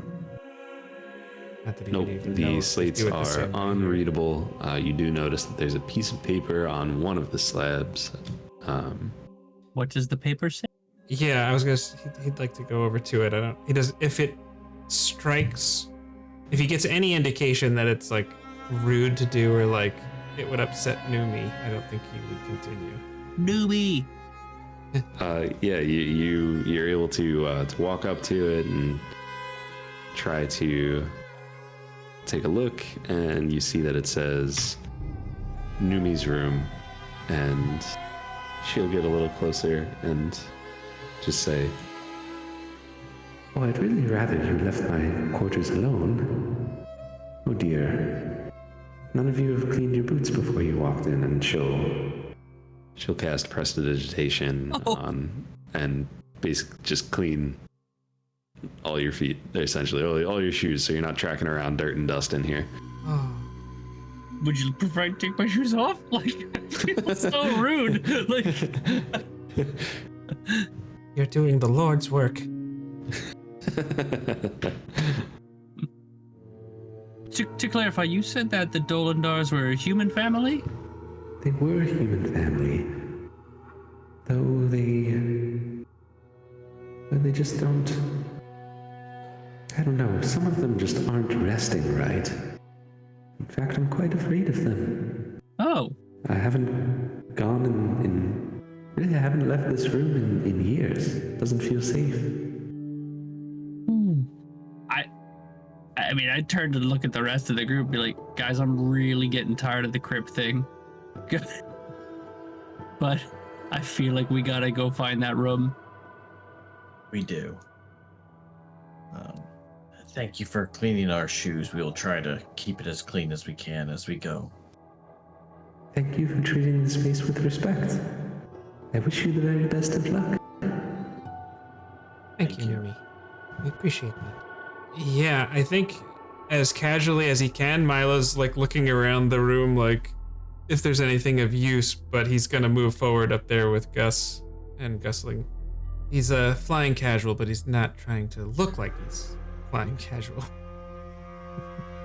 Where can it be? What does that mean to fly casual? And where are we heading? Let's go down. Ask her where the room is that she can't get into. She said that she hadn't left this room. I'd say let's go down since you opened up some of the map and it's as good as place to go as any. Yeah. Also true. To clarify, you said she hasn't left the room, but she said there's a room she can't get into. Yeah. So, the puzzle room? This looks like That's we may have the found room the she puzzle. said she was never able to get into, and then she also said because of Spooky the things, family she not can't resting leave. properly for years, she hasn't left this room. Got it, okay. But yeah, as you walk down the stairs, you notice this is like almost looks like it was meant to be a vault room, but nothing is really locked. There are 6 pedestals. Each pedestal has carvings saying, "What good are treasures when home is denied?" And if you are to like really go through and try to take all the treasure, like would that be your intention? I guess why not? I wouldn't take anything. She just said thanks for respecting this place, and now I'm going to steal stuff? I don't think so. Biggus actually would not be looking to take anything. Okay. Does anything catch our attention? I mean, I would say Biggus would be looking at stuff like to, but yeah, so there's 6 different pedestals. On one of them there is just a ton of gold neatly stacked in piles. On the other one there's a golden helmet. Oh boy. On the next one, roll a Arcana check. I love getting a 12 when and it's a 14. it's a freaking 3.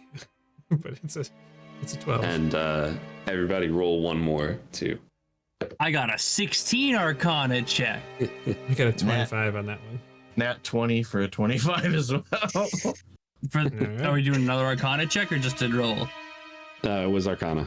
2 Arcana. That one was a 3. Oh, so you did better on the first one. That's good. Yeah, so Biggus and Aradel are kind of the first ones to notice that there's a drift globe with a map of the gate towns of the Outlands carved on it. Ooh. On one of them. Milo picks up on that just a moment later. The next one, Milo and Biggus both see that it is a necklace of adaptation bearing the inscription, "My breath is yours, Kavetta. Take it." On the next pedestal, there's a book titled "Out of the Endless Prison, Outlining Methods of Escaping the Prison Plane of Sarsari." And then the last one is a snow globe containing a miniature replica of the city of Neverwinter. And where is Eldon? I deleted him by accident. Oh. That's funny. That was, if anyone saw me do really quickly with my face, that's what I did. Yeah. Mubby. Eldon is very interested in this book. Oh my. Please don't touch it, Eldon. Milo wants to too. Why don't we come back to this after we look in the next room? She said there was a puzzle. She also said there's things that aren't resting properly. We can look when there's less danger of things not resting properly. Could be information we need. Biggus just continues forward. Like, he isn't rushing everyone else, but he is not picking up anything. But he's not saying anything like, don't touch that, or anything of that nature. Milo goes past Aradel, flies past Aradel, and says, "Excuse me, new me. May I ask you a question?" Yes. These items here, it's been a while since you've seen them, but there's a necklace, some gold, a helmet, book. Do you know anything about them? They're important to the family, right? They were at one point in time, but after they were banished to this place, without a way home, it didn't seem like they cared too much about them anymore. You think it would be alright if we use them? We're trying to find our way home. I don't see why not, Thank as you. long as you don't make a mess. We'll be very careful, I promise. Milo flies down, kind of shrugs, and starts taking the stuff. Yeah.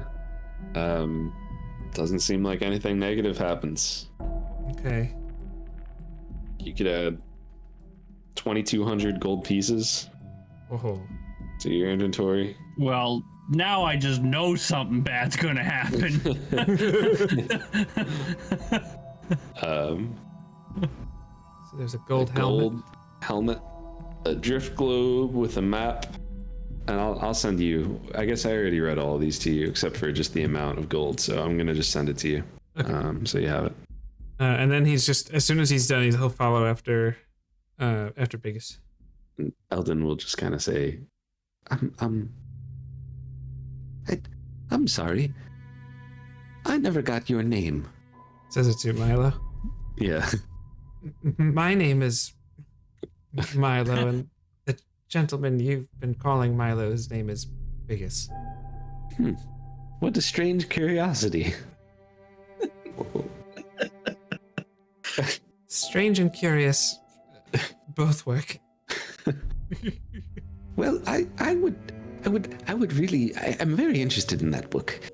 I would pay you for it.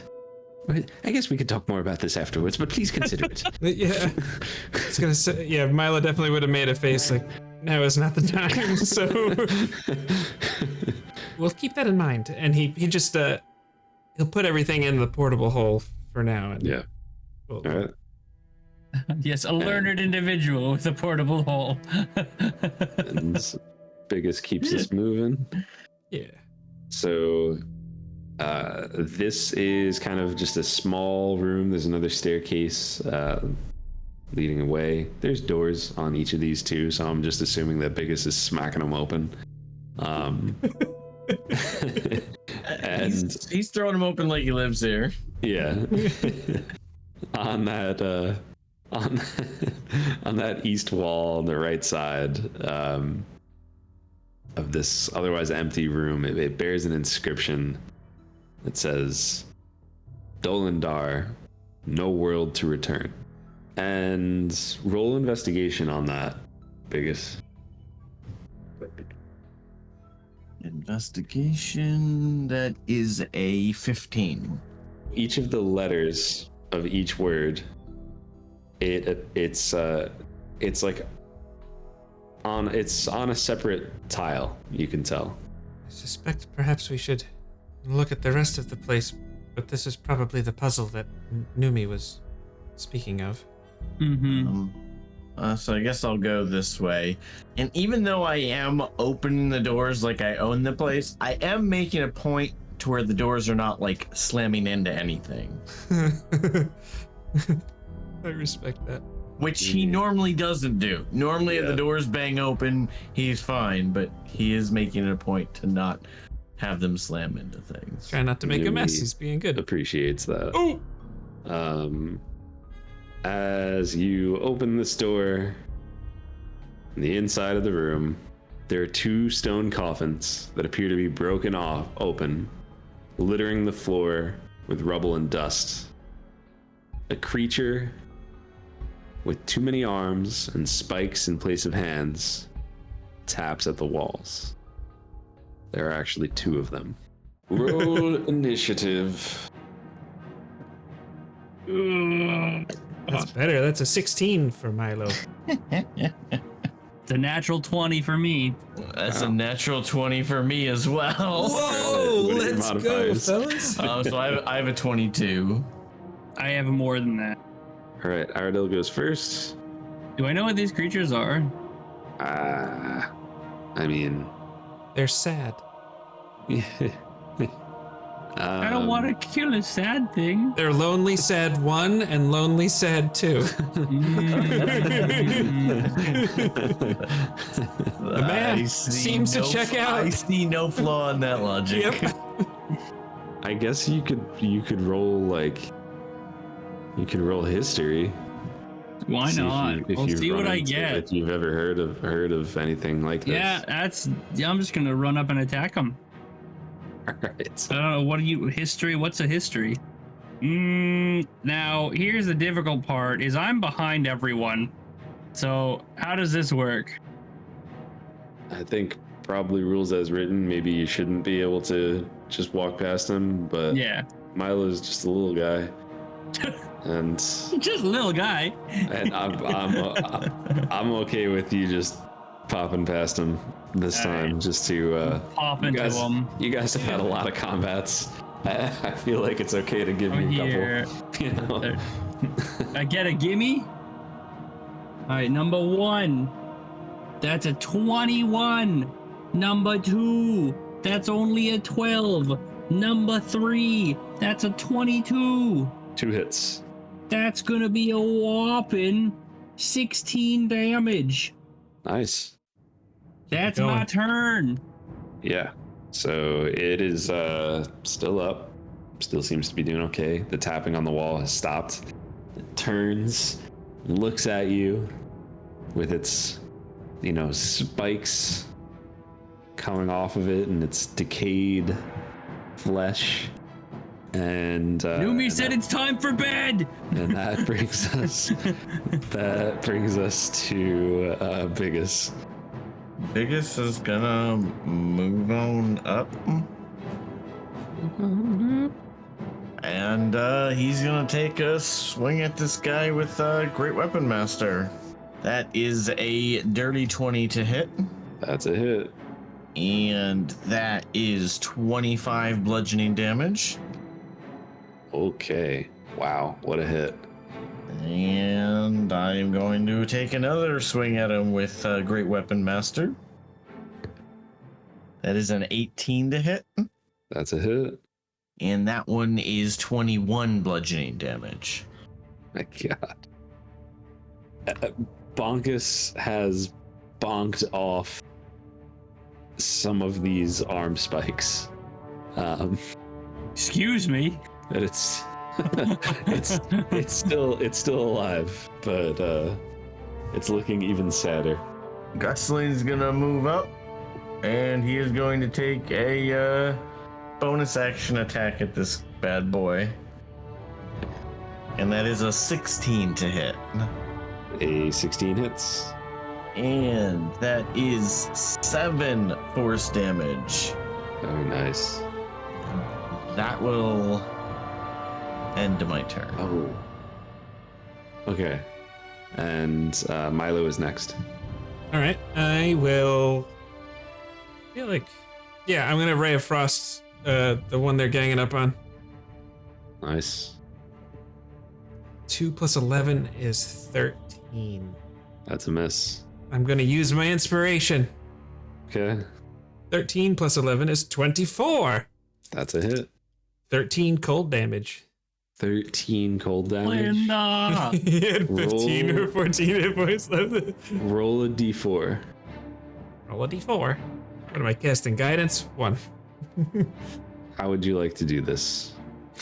What does it look like? We'll have Milo fly in a little bit over here just 'cause to not, cover all that stuff. And he will just, it's just gonna shoot, it's that pale blue laser beam just kind of hits him, and it just kind of hardens his body and very tidily preserves it and doesn't make a mess, and it falls over. Very nice. That's such a great distinction. Tidily. Yeah. Falls over. Okay. Yeah. You guys did some work, so it was neatly up against the wall. It just got frozen. Anything else you want to do in your turn? I don't think so, no. Okay. That brings us to the other guy. And I'm gonna roll a d4. And we'll see what happens. We'll let the fate decide. Of course it was a 4. I'm gonna roll another d4. Going after Gusling. And yeah, I know that was, this one is gonna go. Oh, it's funny. Gusling, get in there and tank. I just tried to move the picture on Discord. This one sprints to Aradel, and it is going to attempt to embrace you. Hey, how you doing? You guys It's lonely, just wants a hug. Oh, no. This is the 3rd crit that I've rolled with the same die. That's not the chonky one I gave you, right? No, it's not the chunky one. I forgot to get it when I took the dog out. Really wants to hug you. It doesn't really matter at this point, but I'm retiring the black die. Remind me next session I won't use it. This is gonna do a whole lot of damage. No, it's not. It's what's gonna happen. Got it. You're fine. Rolling crits is so fun as a player. Rolling crits as a DM, I genuinely feel So much guilt. bad. It's Nah, just so much it's guilt fine. associated with it. It's the game. It happens. It's fine. We've crit a good amount, just not in combat. Okay. We've crit a both- whole bunch. You both did on- for initiative. Yeah, right? Ow. Lonely Sad #1 comes up and is like, I just want to hug you, my friend. Okay. You killed my friend, now I need it. I only have one left, it's you. Now I'm only lonely sad. There's no need to differentiate lonely sad 1 or 2. I'm all by myself. So you are Aradel, you're medium creature, right? When you ask clarifying have questions to like that, ask- that can never be good. Never Okay. be good. So you are grappled as it embraces you with its arm spikes, and as it grabs you with those spikes, you will take 41 points of piercing damage. Yum, yum, yum, yum. Until the grappled creature ends, target is you are frightened.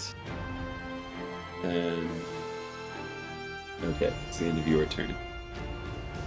Okay. Guys, I'm pretty spooked. And- Got this spike going out my backside. Ah! Guys, I'm pretty scared right now.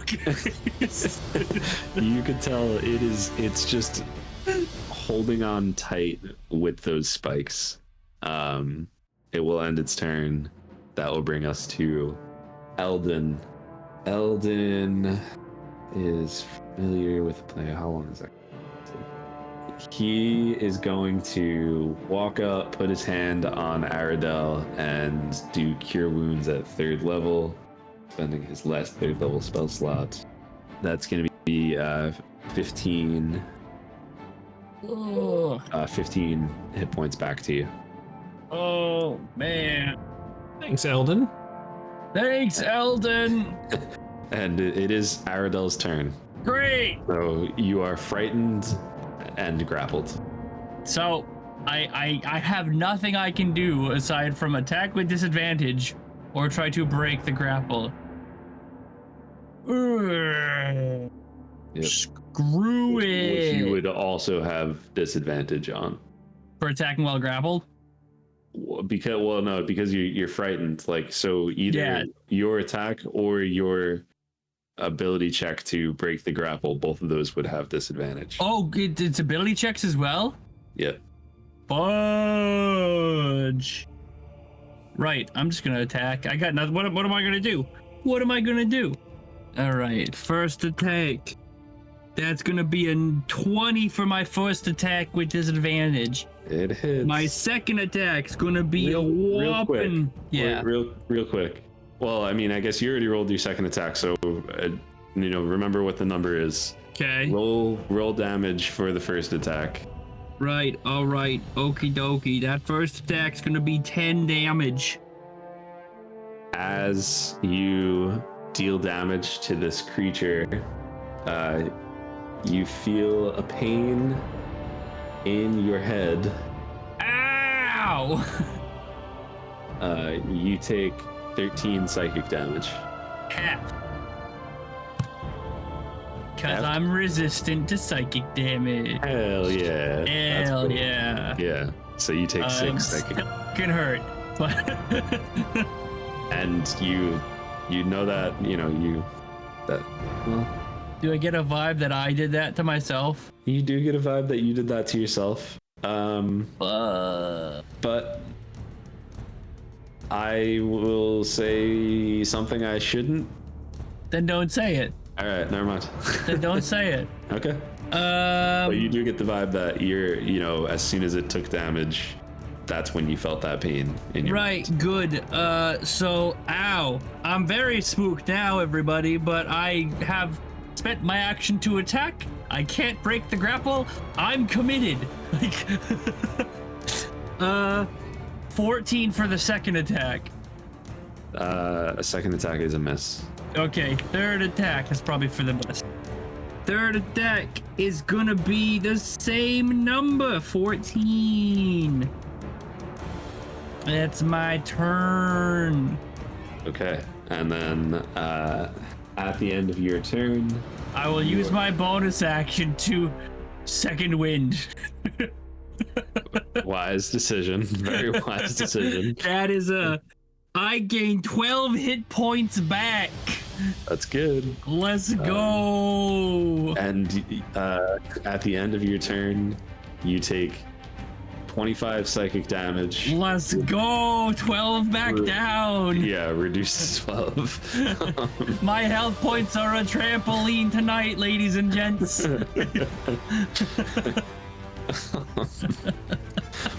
And it's now Biggus' turn. So I have to know, do I notice or can I tell that Aradel took damage when he attacked this creature? I wouldn't show it. Yeah, I think if you don't think you would show it, and then especially because it's psychic damage and your psychic damage is resistant in general, I would say that Biggus probably wouldn't know. I'd probably say like, ow. But I kind of have a spike through me. I wouldn't show it. I would just say, ow.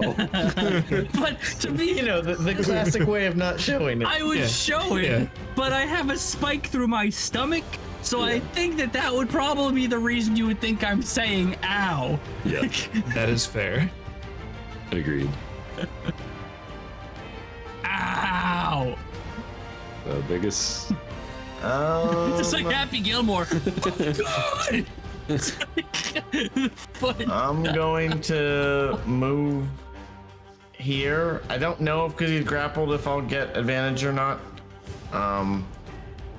You get him, Biggus.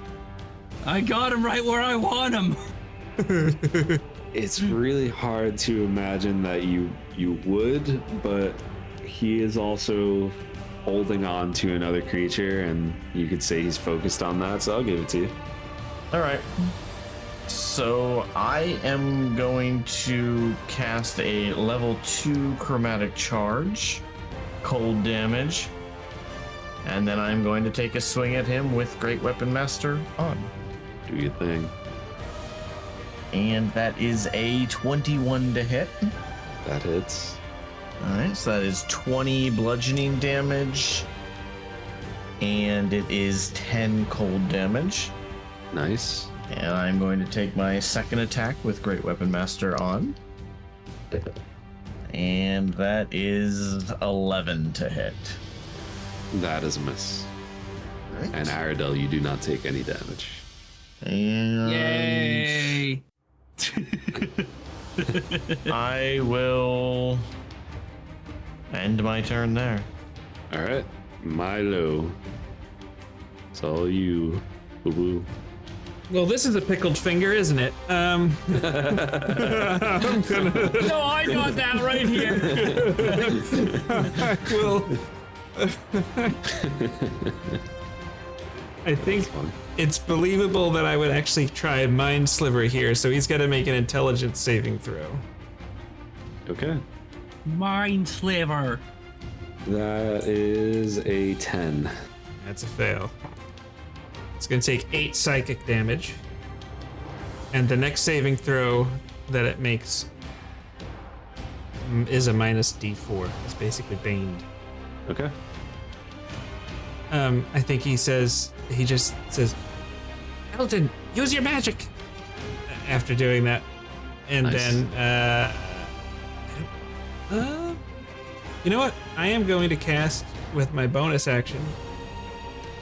Because my spell slots are a little thin, I'm going to cast a level 4 healing word on Aradel. That's a very thin. Oof. Yeah. Decent roll, though. 7 plus 5, so 12 more. Shake you Nice. right back up to where it was with the second wind. Let's Oh, wait. go. Actually, no, excuse me. 17 more because my modifier gets added to that, too. Ooh. Very nice. Thank you. So, Very nice. and then Milo will end his turn. Okay. Good. Yeah, that brings us to, Lonely Sad. And Lonely Sad. Such a good friend. Or Lost and Sad is kind of turns to Biggus and will try to use one of its spikes to attack Biggus with a 21. Well, that does hit. Okay. Oh, wait a sec. Disadvantage, right? Yes. With a 17. 17 does not hit.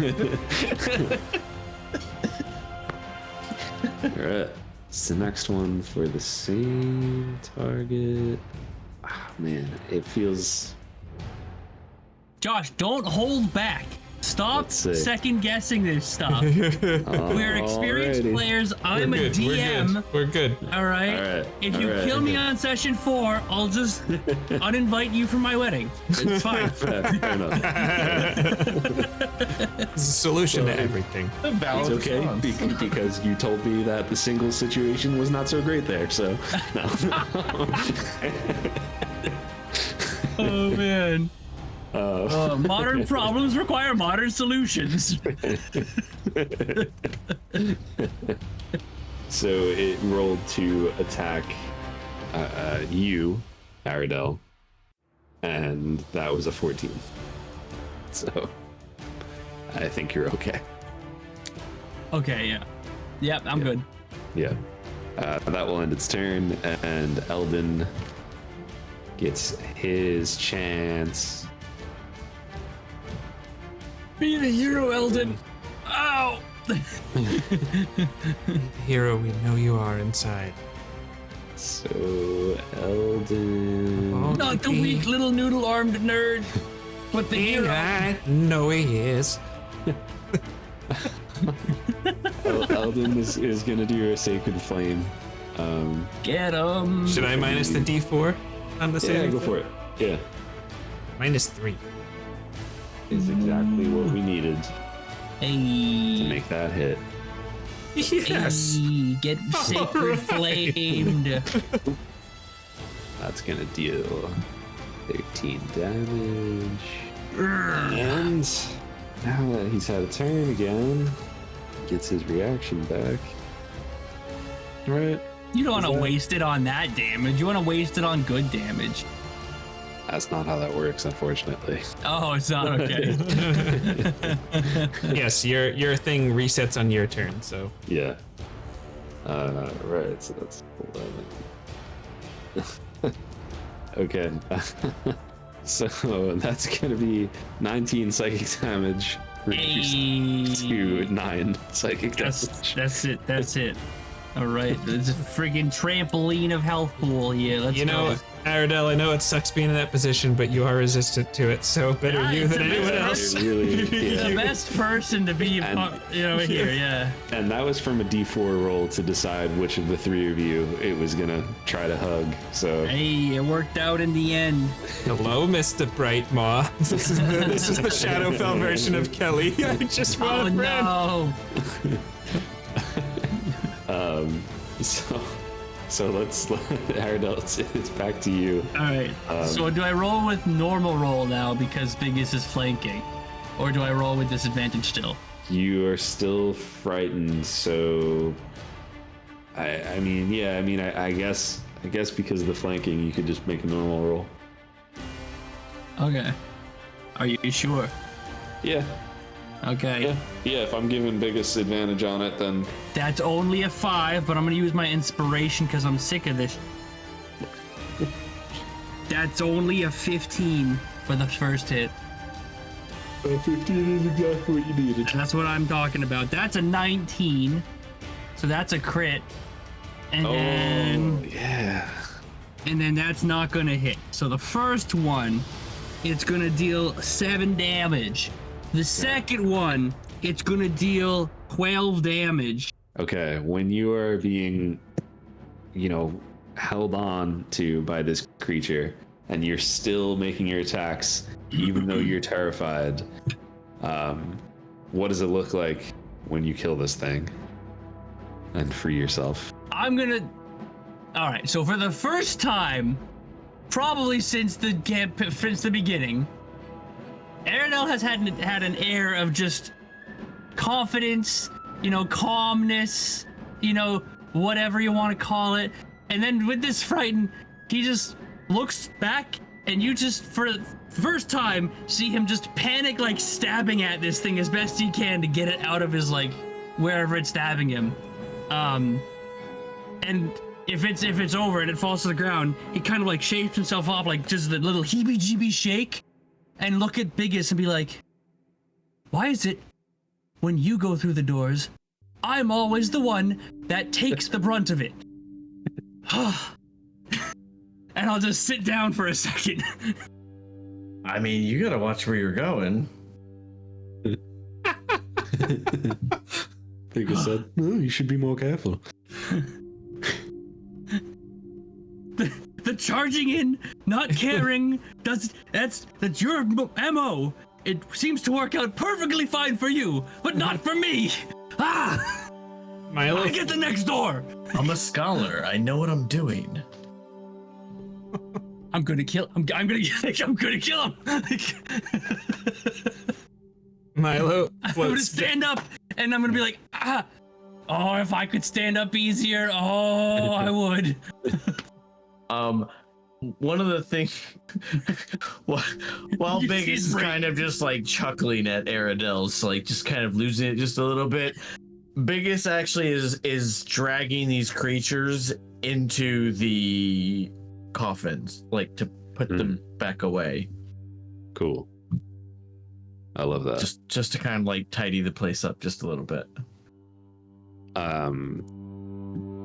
Eldon is going to put a hand on Aradel and heal you for 13 hit points as he casts Eldon, Cure Wounds twice at first level. gotta say, My guy. support character of the episode for sure. Right here. Yeah. Oh. This award goes to Eldon for best NPC in a supporting role. Eldon keyword. Eldon keyword. Yeah, Michael Biggus is absolutely able to drop the two of them back into their into their coffins, and it does feel oddly peaceful in here now. As you kind of look around the rubble and trying to just get them back and comfortable, you see that the nameplates that once adorned these coffins are kind of on the ground, and one reads Nolan Dolendar. What a stupid name. Nolan Dolan. The fact that you paused when you said Dolan too, which is Nolan Dar. Name's gonna be Julia Gulia. It says Nolan Dolendar, beloved brother. And the other one is Alicia Dolendar, beloved sister. Under Nolan Dar, it also says big fan of alliteration. Yeah. Big fan of stupid names. Oh man. I will not say though, I'll end it with looking at Milo and be like, well, on the bright side, I have my own portable hole now. Milo offers his tiny hand to help pull Aradel back to his feet. Says, "It's been a day, hasn't it?" Is it day? I lost track. I'll try to stand up with his help, but I don't know how much help he'll be being so low to the ground. We'll say he's got the broom is able to anchor him enough to. Perfect. Yeah. So in the room with Numi, those little alcoves, was there anything like in those alcoves of note? Like the little openings throughout that hallway? Yes. They Little were nooks. all kind of like right here. This one was missing. Down here. I think this one was like her room is what she said. So there were upright slabs that were set into the walls of a large burial chamber. Each slab is carved with faded likeness of a different robed human above indecipherable writing. And then one of them had a piece of paper that said it was Numi's room. All right. Not that, this is obviously right directly after we destroyed these spooky skellies that really nearly killed me. But if I walk into this other room, can you give me a description of this room again with your own words? With my Not own that I words? forgot, because this was 5 minutes ago. Yes. Yes. Yeah, absolutely. So it's a very small room. There's a door kind of on the east wall, or the right side, if you will, of this empty room, and it bears an inscription that says Dolendar above the words "No world to return." Every letter of each word is set into the wall on a separate tile. Are there blank tiles like for spaces, like in between "No world to return"? They're like not exactly like tiles. Like it's. I mean, I guess it's. Not something the module equipped you with. It's not in the same way that there are letters. Okay. Like I it's got you. basically just dead space, if you will. So like a Wheel of Fortune, that one doesn't have Yeah, a light. like Wheel of Fortune. Yeah, thank you. That's it. That's a perfect description. As you walk in, doo doo doo doo. Hi, my name's Numi. I'll be playing the role of Vanna. Hey, my name's Nolan Dolendar. as long as the host doesn't attempt the Scooby-Doo impression, I think we're all in good shape here. Oh boy. Rolling there? Can I just poke one of the letters or words rather? Yeah, I was gonna do the same thing. Just like any random. Poke one, because it says they're all set into the wall on separate tiles, right? I'm just gonna try to push one, see what happens. Okay. Yeah. Pick a letter on one of the words, or just Picking the R, the first R on return. No. Pick the D, obviously. Hello? You gotta, whatever it is, it starts with the D. Exactly. Okay. And you are like pushing it in. I just want Yes, to. I am pushing in. Push the D in. I got it. I'm pushing the big D in. Exactly. Yeah. In the wall. The wall. He never said it was a big D. It's capitalized in the description. It is a an big average D. sized D. On And the how wall. big are these tiles? 6 inches. Solid. It's average massive size, tiles. guys. Okay. So you push the letter D into the wall. And as you do that, there's like a little click as the letter sets in, and then the entire word kind of pushes in, and that whole word is now clicked into the wall. Can we move the tiles at all, or they're stuck in their location? Correct. Let's Yeah, observe I it mean, for a with- moment. What? It just wants to see if like we don't do anything, like if it'll come back out or like what. Oh, it's like a timer or something. Yeah. So I guess first off, to answer Aradel's question of can you move anything around? Based on what you just felt, it seems like why don't you roll investigation I'm very smart. Yeah, with I would help advantage him because you if you just yeah there you with go. advantage. Okay. Yeah, because you Ooh, just that's better. That is going to be an 18. yeah. So you don't think you can move the letters around.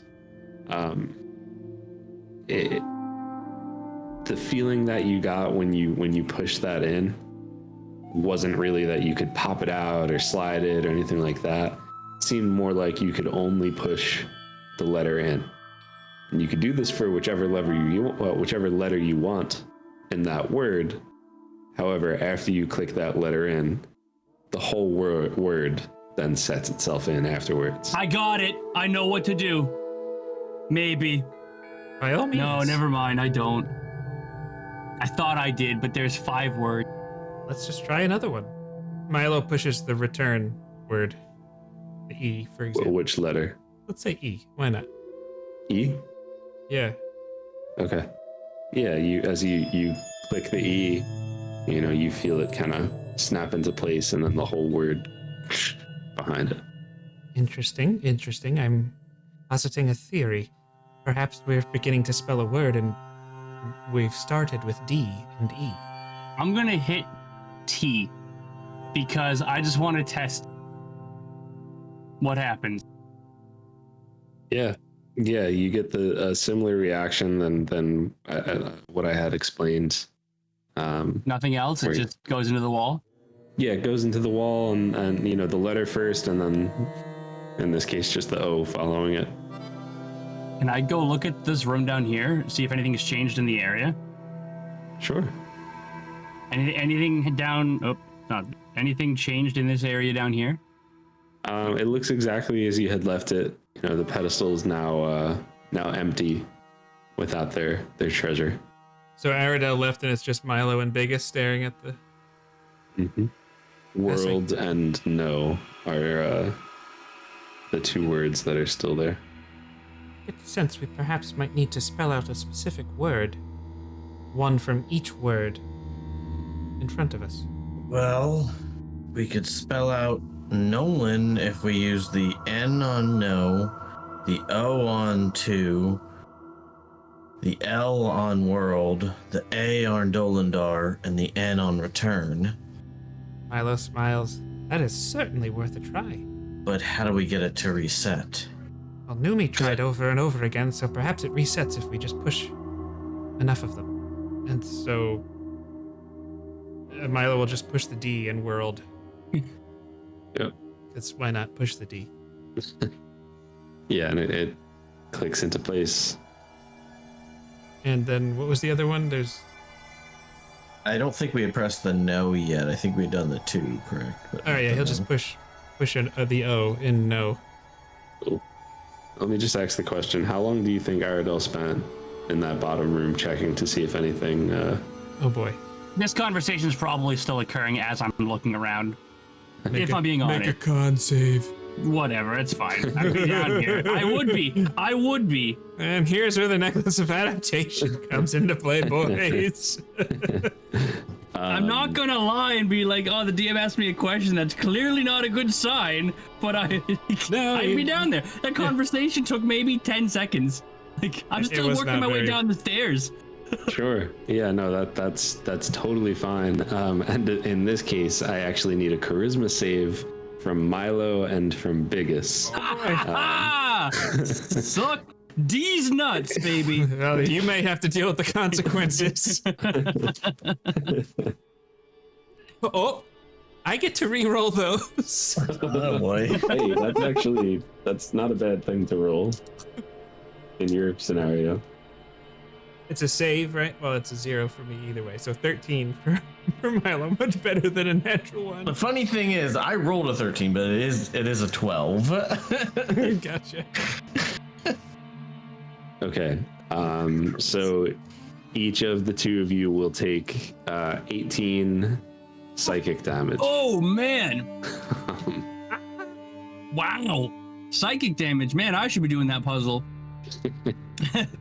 And Oh, yes. Ow. Yeah, and there's just nothing down there going on, guys. What, you guys okay? You feel like you got hit with just a wave of like tangible, painful loneliness as these words kind of pop back out one by one. Oh, I think pressing the D first was a bad idea. you never should start with the D. We all started with a D somewhere, guys. Oh, Aradel, no. If we get it wrong, it's not good. We got hit with some kind of mental blast. Well, but I'm Gus not- had a good idea. What's that? To spell out Nolan. I'm going to watch from over here, though. I was about to suggest. Yes, okay. I'll do exactly as they explain and spell out Nolan. Okay.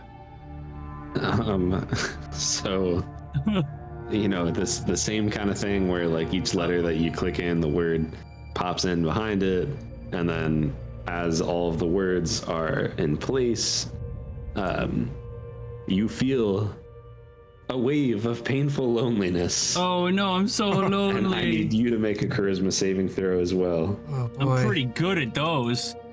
And by pretty good at those, I mean really not good at those. Not enough to do anything. No, but at least you have resistance to some. That's why I'm in the room and you're not. Yeah. What'd you roll? 6. Okay. You rolled. You take. Okay. You take. I still. It's like you succeeded though, so. So it's 19 psychic damage half. So is that 9 or 10? That would be 10. I mean, sorry, 9. Okay, 9. Oh. Well, that hurt a bit. I do feel kind of lonely too, but other than that, I'm pretty okay. Any other ideas? Anyone else? Make you're still the only one in the room? Yeah.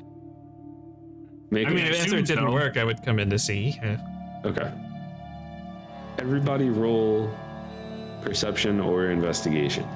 That was a 13. 11. 27. Yeah, come on. Biggus, you notice that like almost hidden behind some of the mechanisms in this puzzle is a lock. Like the mechanism itself kind of is a lock. You think it would be pretty difficult but you might be able to pick the lock if you can't figure out the key, if you will, or the solution. Just a little quick table talk. Milo's got 15 hit points left, so we either gonna burn potions or I don't know how I'm Aradel still okay. I got 38 right now, so I can do a couple more. Okay. Dolendar above. So the words are Dolendar up top, no world to return below. Nolan Dolendar, beloved brother. The other is Avisha Dolendar, beloved sister. Dolendar family was, what you know about them is just that they were banished to this plane. They were kind of stuck here by themselves. Is it just about a different order of the words? What about door? Did we try door? Spelling out the word door? Does it always happen when you hit the 5th letter? We haven't tried 2 letters on the same word before, but Well, there's multiple O's. there would be an extra word if we tried door.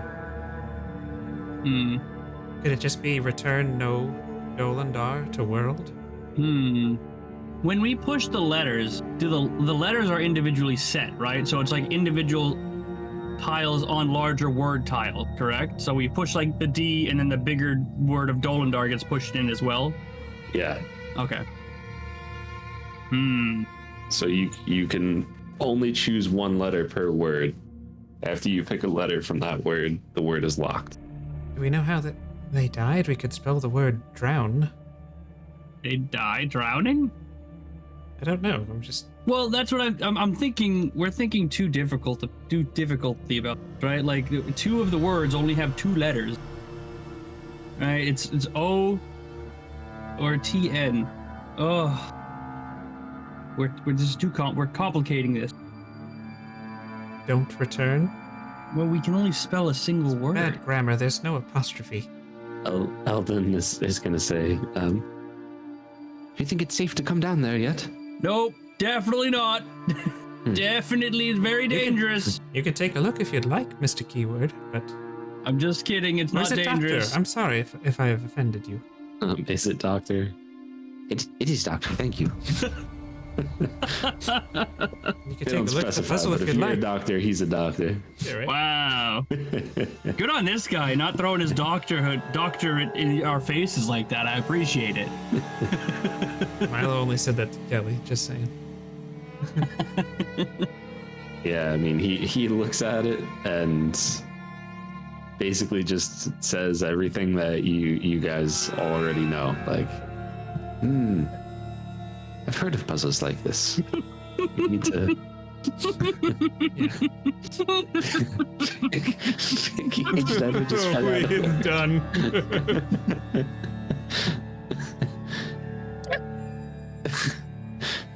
He's like, well, That's a puzzle, all right. I'm gonna wait up there, alone where it's safe. I looked like you all got hurt when you tried it last time, and I don't, well, frankly, I don't have one of those attacks in me. I understand. Biggus hasn't vocalized his ability or possibility of picking the lock. I guess yes, I would. I do see that there does appear to be a mechanism behind these. I'm not bad at lockpicking, but I don't know if I can get it. I believe we could try. It would take 10 minutes in between attempts, but I can summon an unseen servant to try some things if we'd like. Do we even have anything left? Do we have any thoughts on anything left to try? Return no Dolendar to world? It seems... They couldn't get back, right? They were stuck here because they couldn't figure this out. They were banished. Yeah, they couldn't come back. Maybe Numi may have some more information. Yeah. I think Milo is going to start ritually casting Unseen Servant. But if you guys want to talk to Numi or I'll go ask her. anything like that. So Numi, to you haven't gone and looked at the puzzle recently? Oh, hello. No, I have not been there in, well, a long time. There were, some sort of monsters or something nearby, and I just didn't feel safe going over there. Well, we've dispatched of them if you would like to come take a look again. I assure you, no dangerous creatures there currently. Oh my, well then, I probably get to cleaning. Of course, you can most definitely clean over here. Do you happen to know anything about this puzzle or this message on the wall? And if she will follow me, I will bring her to the thing. Yeah, she'll follow you. I've always seen this place, but I really don't know how it works. I just know that I don't know how it works. Oh, that's So, just to clarify, the Dolendars were banished to this plane of existence. And this puzzle or doorway, was this built by the Dolendars, or was this here? I'm assuming it was built by the Dolendars, correct?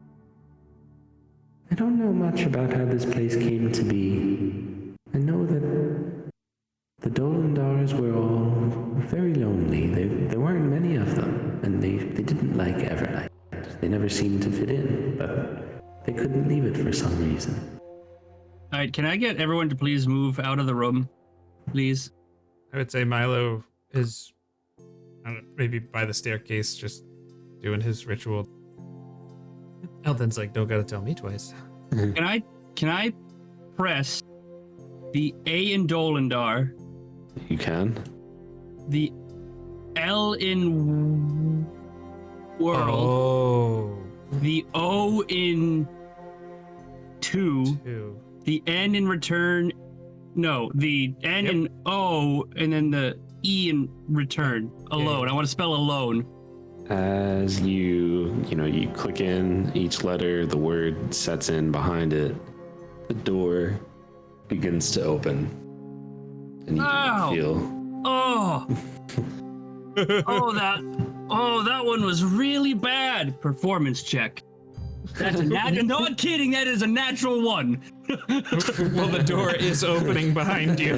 Yeah, exactly. All right, I believe my unseen servant is ready. Oh my! Oh, it's so painful. Oh, and you're all just walking by me.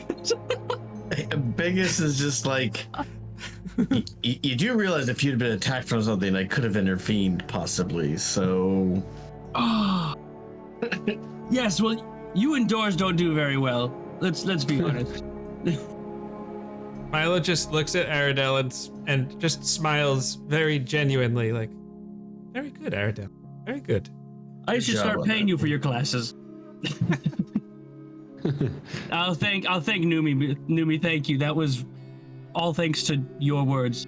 She has already gone up and started prestidigitation and trying to clean up that space. Instruct the unseen servant. It'll last. How long will it last?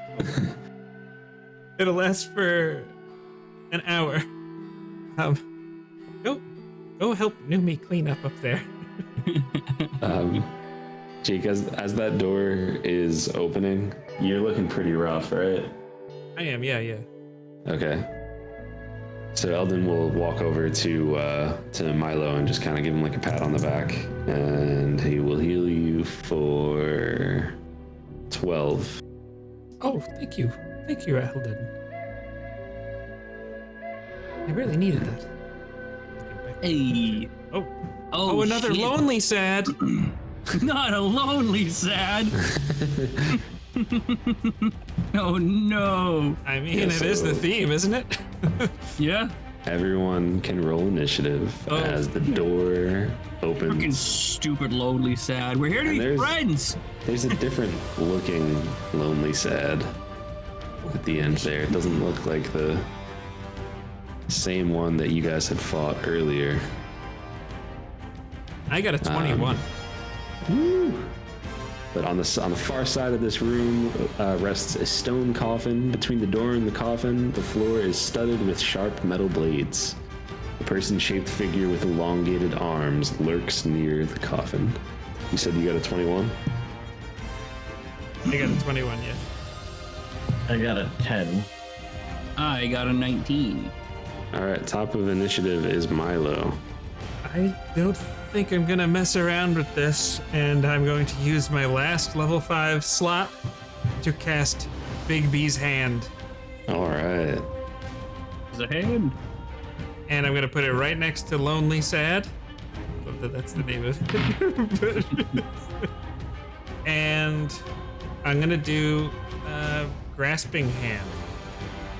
So I can attempt to grapple a huge or smaller creature within 5 feet of it, and I use the hand strength score to resolve the grapple. Now, if the target is medium or smaller, I have advantage on the check. Yeah, so you have advantage on the check. All right. And Got a strength of 26. yeah, they got a 12, so you're all right this time. 2 17s plus 8. So yeah, They are. 25. They are grappled. It is grappled while the hand is grappling the target. Okay, so right now it's just grappled, but next turn I could start doing stuff with it. Yeah, I think you'll just hold it in place there. That's it. Yeah, you got it. Yeah, so as Milo's hand just kind of pops up next to this creature and grabs onto it, it's Biggus. Well, I'm sorry, no, it's not. It's Aradel's turn.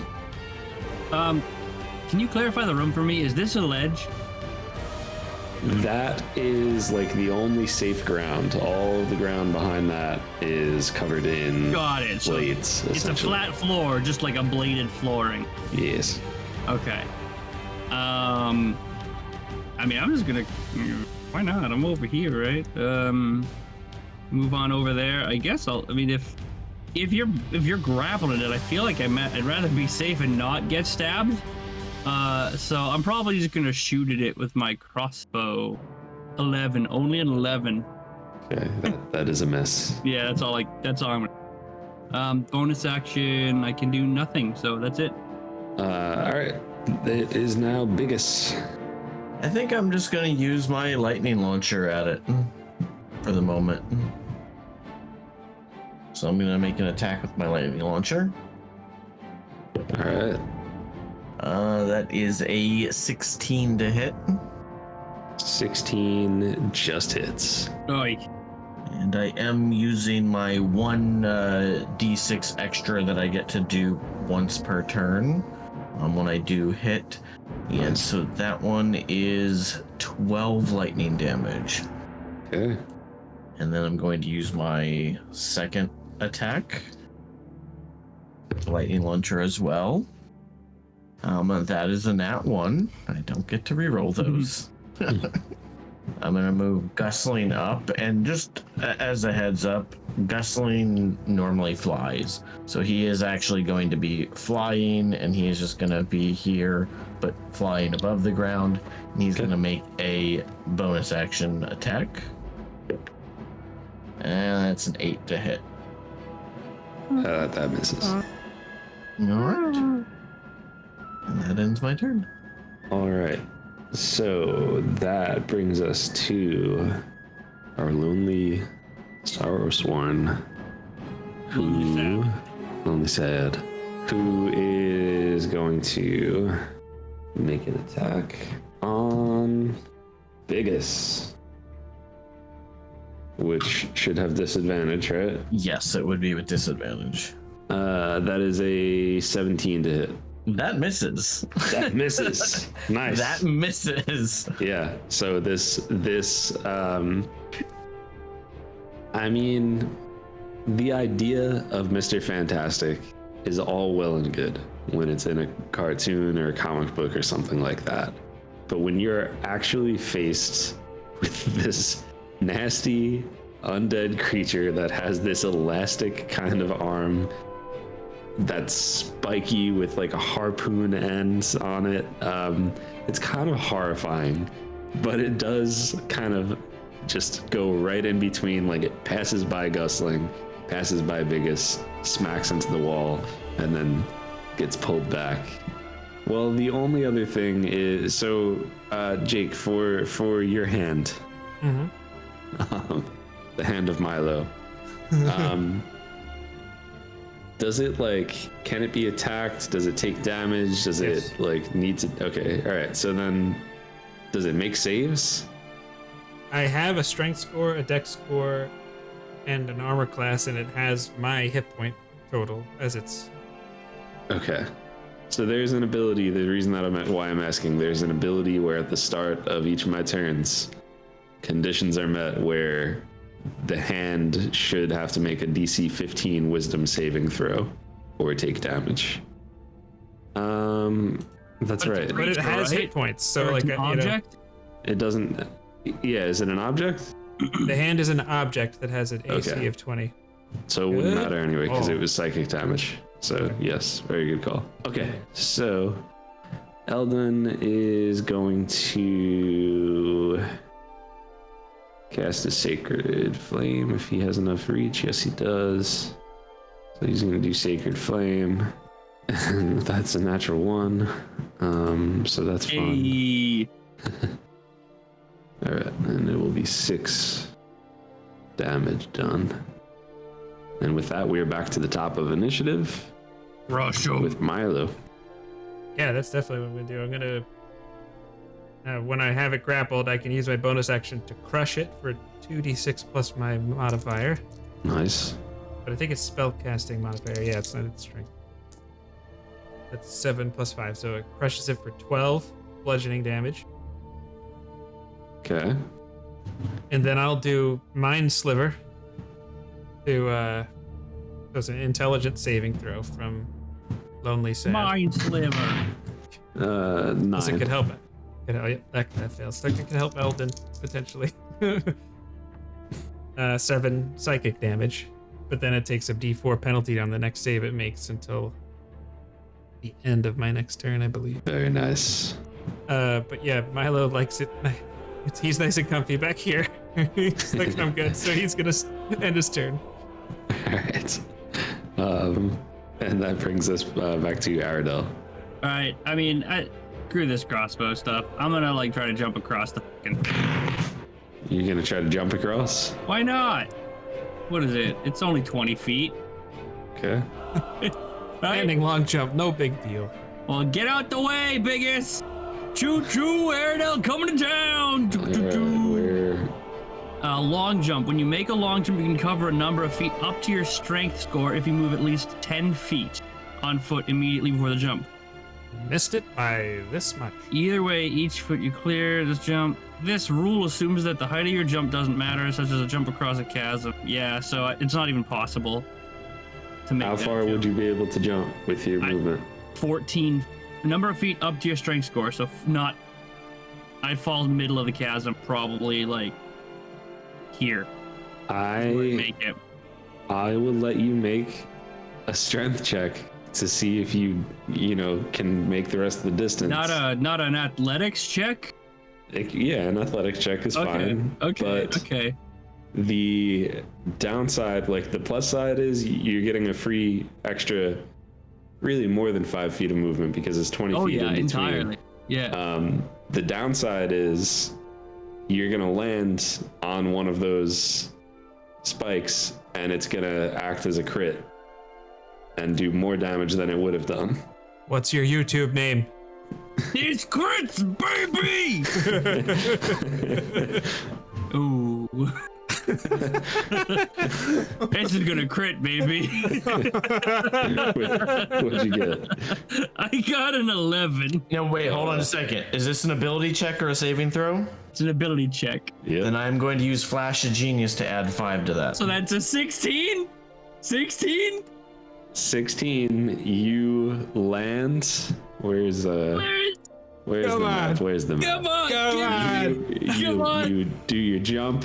You land kind of right here on the edge. You do exactly what Jake's doing right now, but you make it. Oh! Yeah! Oh, I feel so smart right now. I feel so smart. There's that flash of genius will do that to you. And Well using done, both that of you. smarts, I'm gonna smack him. Smack this guy with my swords. All right, let's go. All right, I'm gonna. This dice might be getting. I might be sending this dice your way, Jake, to just eat it up. Just throw it in the spikes. That is my first attack is a 20. The second attack is only a 12. The third attack is a 20. You have 2 hits. All right, so that's gonna be. Oh, that's gonna be 10 damage across both of them. Okay. Snake eyes on both my damage dice. All right. Hey, that's Happens to significant. all of us at some point. But it's 10 we didn't have. Yep. Is that's your full turn? Oh my god, I got literally nothing left. All right, Biggus. And after seeing Aradel struggle so hard to make that jump, yeah, you just see his little boots, his little wings just and Biggus just like runs across the air to right here. Believe it or not, I'm just sitting there I like, was walking on air. and I just look and see this Biggest like skipping across the air, like that's not fair. It's just incredible. I love it. Oh, specifically with that song in the background. what an excellent theme for what I don't think is an excellent show, but top 10 themes though. Oh man. All right, and I am going to take an attack with Great Weapon Master on. Nice. Toggle switch. I don't think Milo's hand gives you advantage. It is an object, so Yeah. there would be like spiritual weapon. That is a 15 to hit. 15 just misses. All right, I'm going to take another swing with Great Weapon Master on. And that is a 16 to hit. 16 hits. Hey. I really wanted a big 20. That Don't all of us want a big 20, Mr. Biggest. I know. That is a 20 bludgeoning damage. 20 bludgeoning damage. There's your big 20. Nice. Yeah, exactly. There's the 20. All right. Anything else? I am going to use Gustling to make an attack. All right. And that is a 14 to hit, so no dice.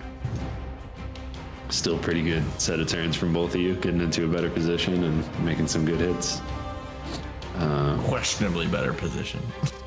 Well, yeah, a better position to do the damage that both of you are good at doing. Both Aradel and Biggus are good at doing. It is Lonely Sad's turn. Lonely Sad. Gonna make an attack at Aradel this time.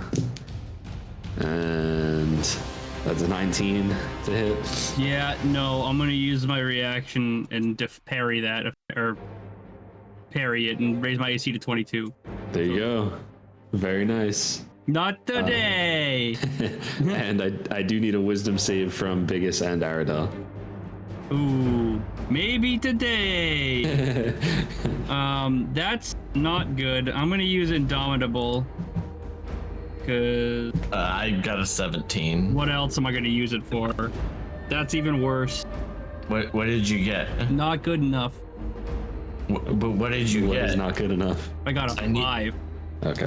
Okay, yeah, that's not. Yeah, that's not gonna cut it. Even with Flash of Genius, that ain't gonna cut it. So With the 5, you are subject to 17 points of psychic damage. However, that will be halved for you. I'm not smart enough for it to matter. I'm a genius. We just went over this, Lonely Sad.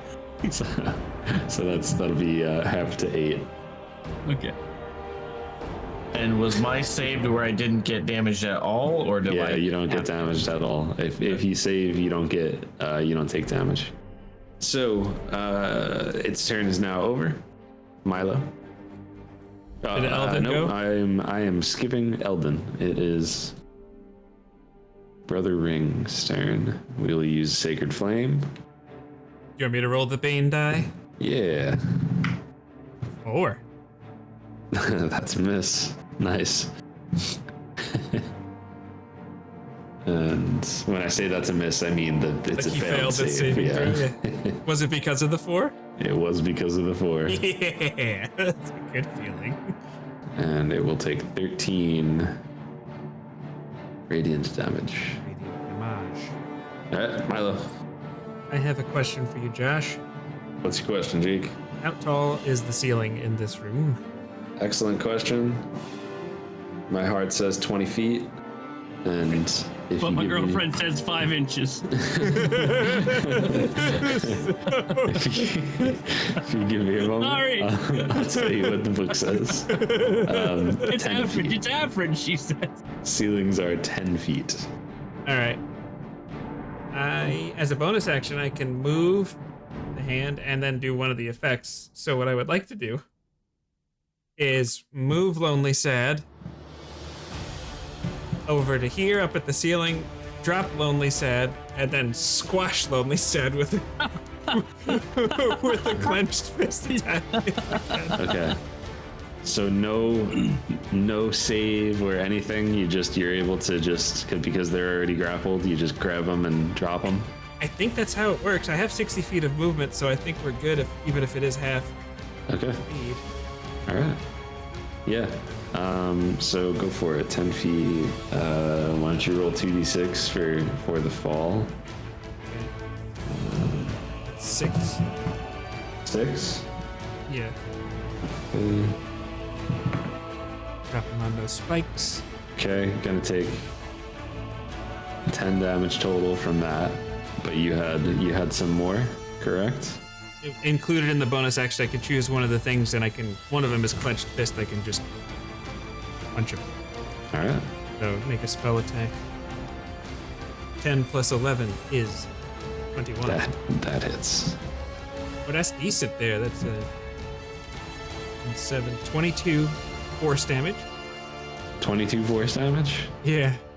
22 force damage or 22 damage in general is exactly what you needed. And I have to imagine that Oh, this is gonna be fun. you grab her with this hand, drag her over to, this right above these spikes, throw down on the spikes, and then it kind of like catches her, and it's like it's stuck in a little bit, and then you hear, "Finish him."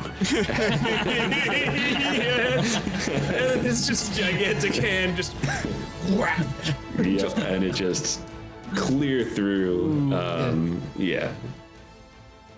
I'm gonna look at it and be like, "Ooh, that looked like a crit." It did look like That crit. So it is now dead. And with that, I would say, Biggus and Aradel, both of you roll perception checks. Perception 14. Yeah, that's a 13. All right.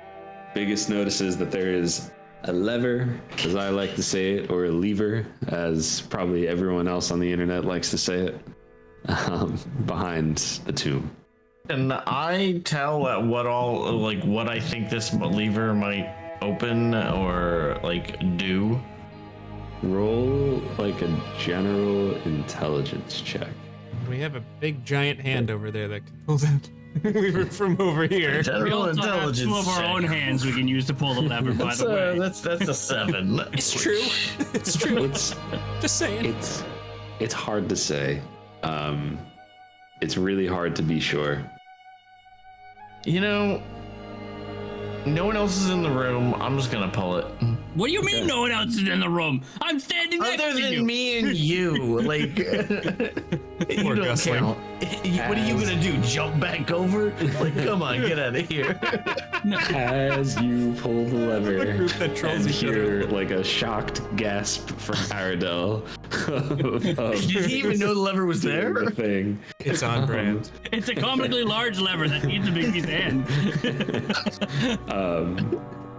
You hear gears turning, kind of like unseen gears turning, and the blades that are on the floor begin to move down into the floor. Oh. And they kind of just get sucked back in. You can see there's little slits, not so little slits in the floor for all these blades. And now the body is just, you know, it has been stuck through and then now ripped out violently. The harpoon arm is pretty much all sawed off now. But it does appear to be safe. Great. I guess Milo will just leisurely fly over here on his broom anyway. This is so not fair.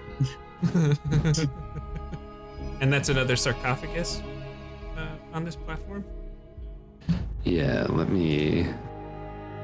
So there's a stone coffin that's sitting on this platform.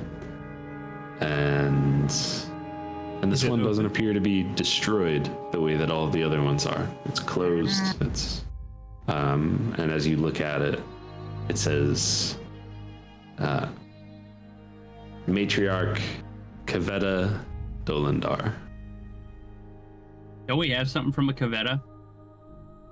The necklace of adaptation. Let's search the body of Kaveta first. It's unrecognizable from humanoid.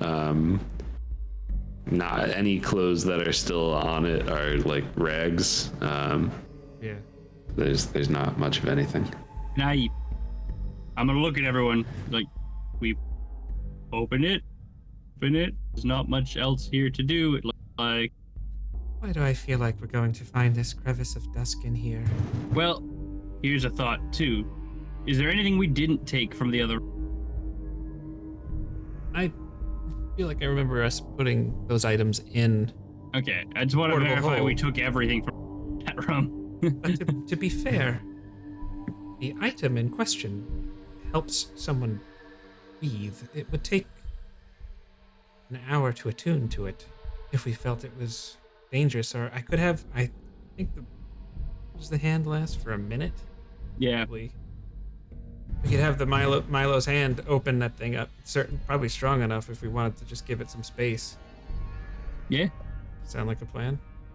Come back to Yes. this other platform or something and Moving to the other side and having Milo's hand do the dirty work. Is that what I heard? I think, yeah. Unless there's any objections, I think that's the move. Milo's hand. I love it because it's so big and Milo's so small. And Milo is so not. Yeah. So Milo's hand is able to pop the opening of the tomb off. Nothing happens. All right. I think we probably pushed the extent of I'm gonna go how long- look. As you get closer and you look into this tomb or into this coffin, there's no body, but instead the bottom of this coffin is a rolling swirl of silvery purple energy. And as Eldon sees it, he says, yes, this is a crevice of dusk. Thanks. I had a feeling that was going to happen. Well, I guess this journey here started with a tomb. Perhaps it will... see ya. I jump in. Milo's like trying to poetically categorize the moment emotionally for him. It's just, all right, here we go. Aradel steps into the crevice, into this swirl of purpley silvery It energy, all and fits. All fits. just gets consumed by it. Oh my gosh. This guy, and then Biggus jumps in after him. Right. Milo looks at Eldon and says, he's done a lot of planar travel. I've studied it myself, and he kind of hops in as well. And Milo disappears. goes, oh dear. And now it's Milo, he sitting just takes his no world to return. he just takes his little pocket watch out and says, "I hope this leads home, Aunt AB." And then he just puts it back in his pocket and, all right. And he just flies in with his broom. I think that's a perfect place to end. Okay. And we will pick up next session and find out where this portal leads to, or whether or not they just got eaten by cliffhanger. Vaporized. Seriously, Campaign Josh? over. Sorry, you guys are just gonna have to wait until next session. Yeah, next session, not this session. This session that we just decided to stop and all wear blue shirts. Don't look behind the man behind the curtain. Thank you for hanging out, everybody. We will see you on the next episode. And remember, if you want to watch more of Lee or this Crit's videos, you can find them at the link in the description. And if you want to see more from myself and from Jake, and even Michael too, you can find us on JnJake Tabletop, which is this channel you're on right now. So we'll see you next time.